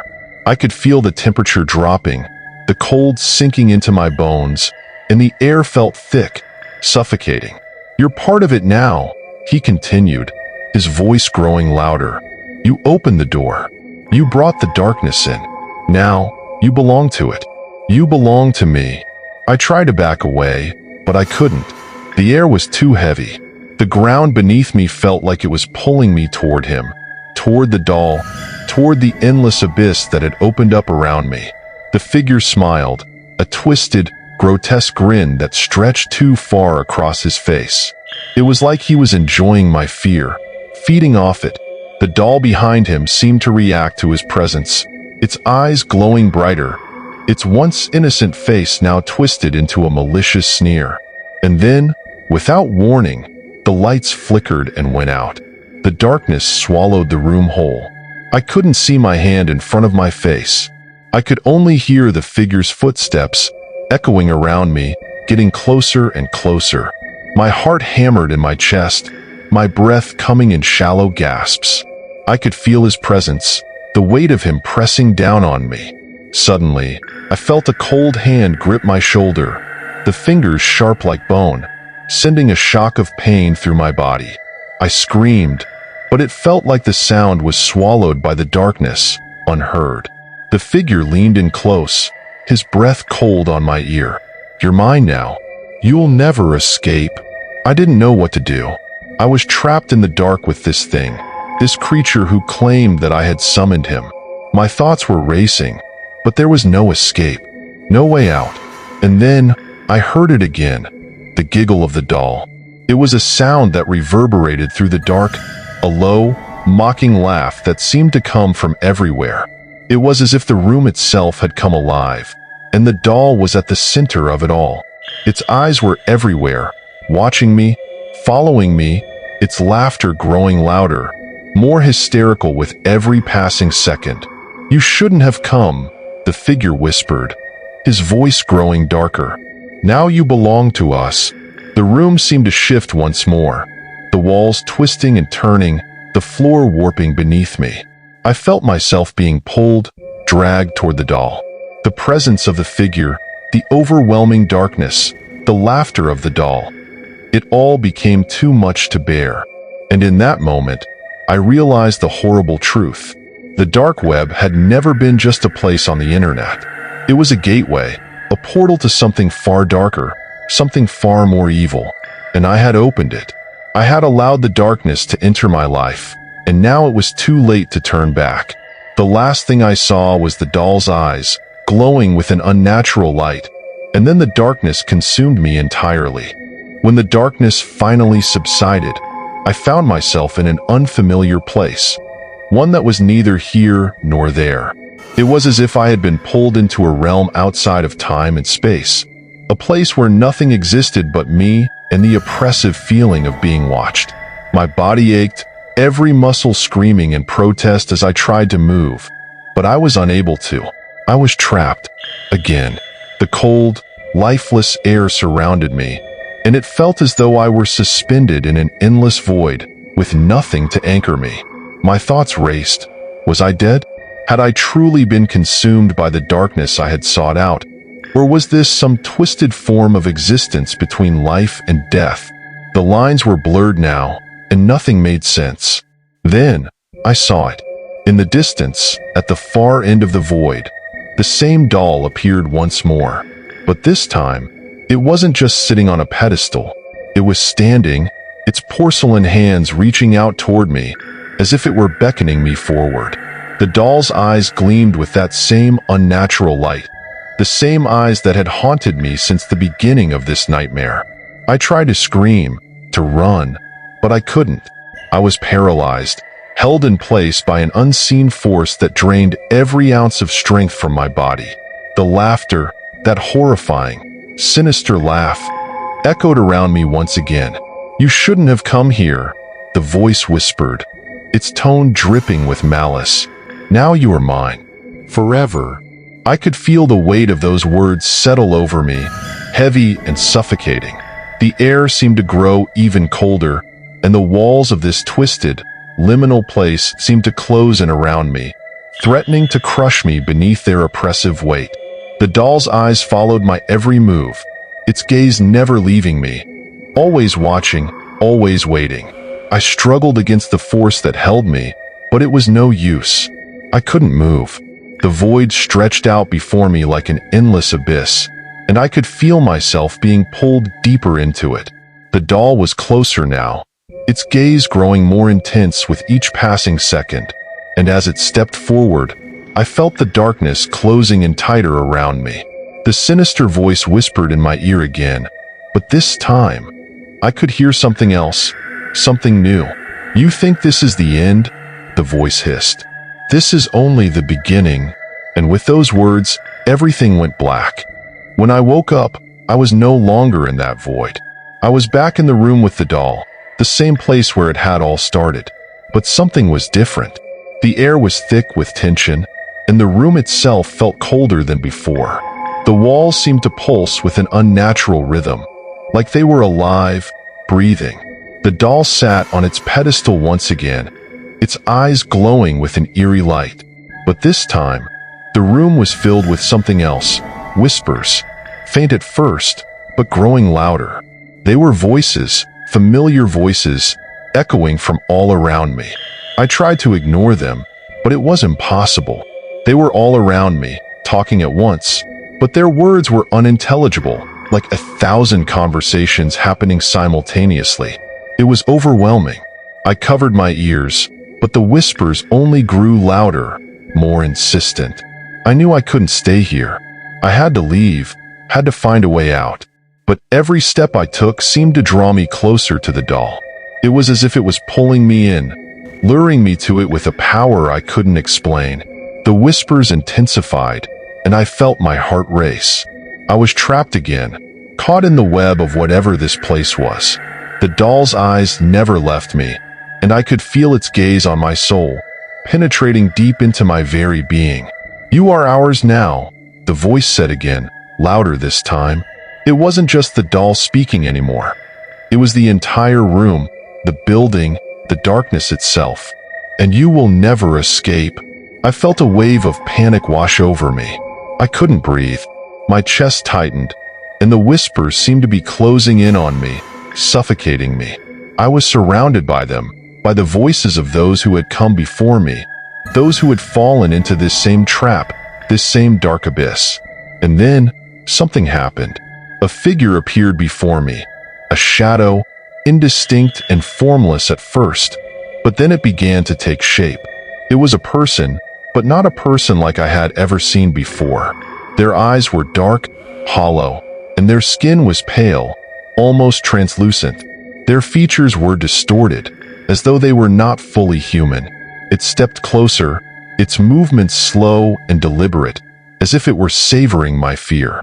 The whispers grew louder, more frantic, and I could feel the pressure in the room building, pressing in on me from all sides. "You think you can escape?" the figure whispered, its voice a low, gravelly rasp. "You're part of it now. You opened the door, and you will never be free." I felt my heart race as the figure loomed over me, its eyes never leaving mine. The whispers were deafening now, a cacophony of voices that threatened to tear my sanity apart. I couldn't think, couldn't breathe. My mind was drowning in the noise, in the darkness, in the overwhelming sense of dread that hung over me like a storm. But then, something shifted. The figure stepped back, its face twisting into a grotesque grin. It was as though it was enjoying my terror, feeding off it. And then, in an instant, the room changed again. The walls seemed to stretch and warp, the ceiling rising higher and higher, and the floor sinking beneath my feet. I wasn't in the same room anymore. I was somewhere else entirely. A place even darker, more twisted, and more alien than the last. The walls were slick with something wet, and the air smelled rancid, like decay. The doll was gone, but its presence lingered in the air, heavy and suffocating. "You're not in control here," the figure said, its voice now echoing around me, coming from everywhere and nowhere at once. "You never were." The world around me began to crumble, the floor cracking beneath my feet, the walls closing in. I tried to run, but my legs wouldn't move. The figure was everywhere, its presence suffocating, oppressive, like the very air itself had turned against me. And then the walls collapsed entirely, and the darkness swallowed me whole. And I couldn't shake the feeling that something had changed, something irreversible. The room around me felt suffocating, like the very air was thick with malevolent intent. But still, I pushed forward, determined to understand what had happened, to confront whatever twisted force had been controlling my fate. The man, or whatever he was, remained a shadow in front of me. His features were indistinct, but his presence was overpowering. It was as if he was made of darkness itself, a manifestation of every nightmare I'd ever had. I wanted to speak, to ask him who he was, why I was here, but my throat felt tight, like a vice was closing around it. "Do you understand now?" His voice was a whisper that seemed to echo in my mind, not just in the air around me. It was the same voice I'd heard in the videos, the one that had been leading me on this twisted journey, one that felt like it was never meant to end. I don't understand," I managed to rasp, the weight of the words pushing against my chest. The figure stepped forward, the darkness bending around him like liquid. His presence was overpowering, and with every movement, it felt like the room itself was warping in response. "The game," he said, his tone almost mocking, "was never about the doll, was it?" A sudden realization hit me, like a slap in the face. It was all connected. The doll, the dark web, the messages, the room. They weren't just separate parts of some horrifying game. They were all part of the same sickening ritual. And I had been the one to play it. I was supposed to find you?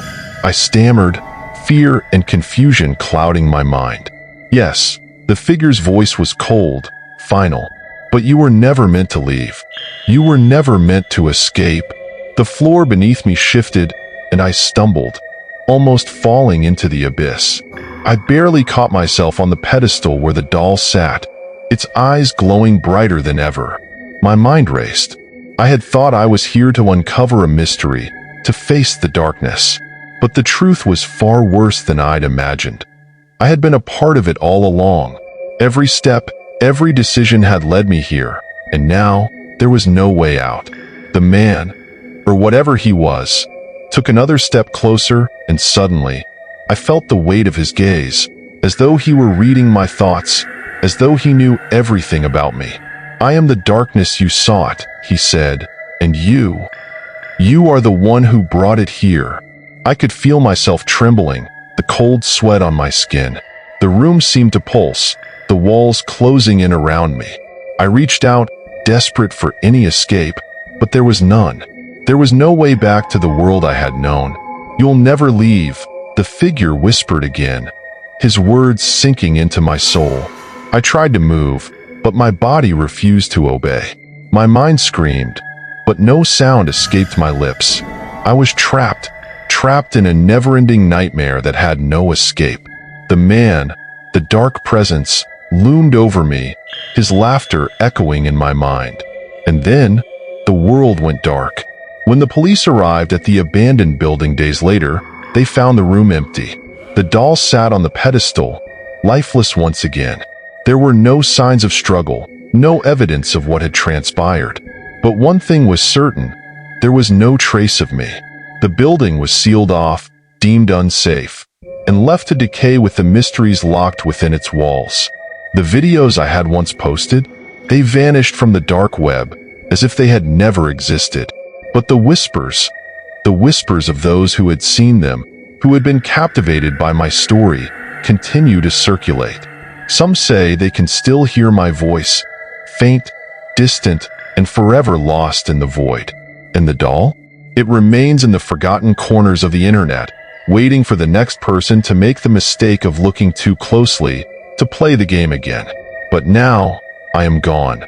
Just another lost soul in the endless darkness of the web, trapped for eternity.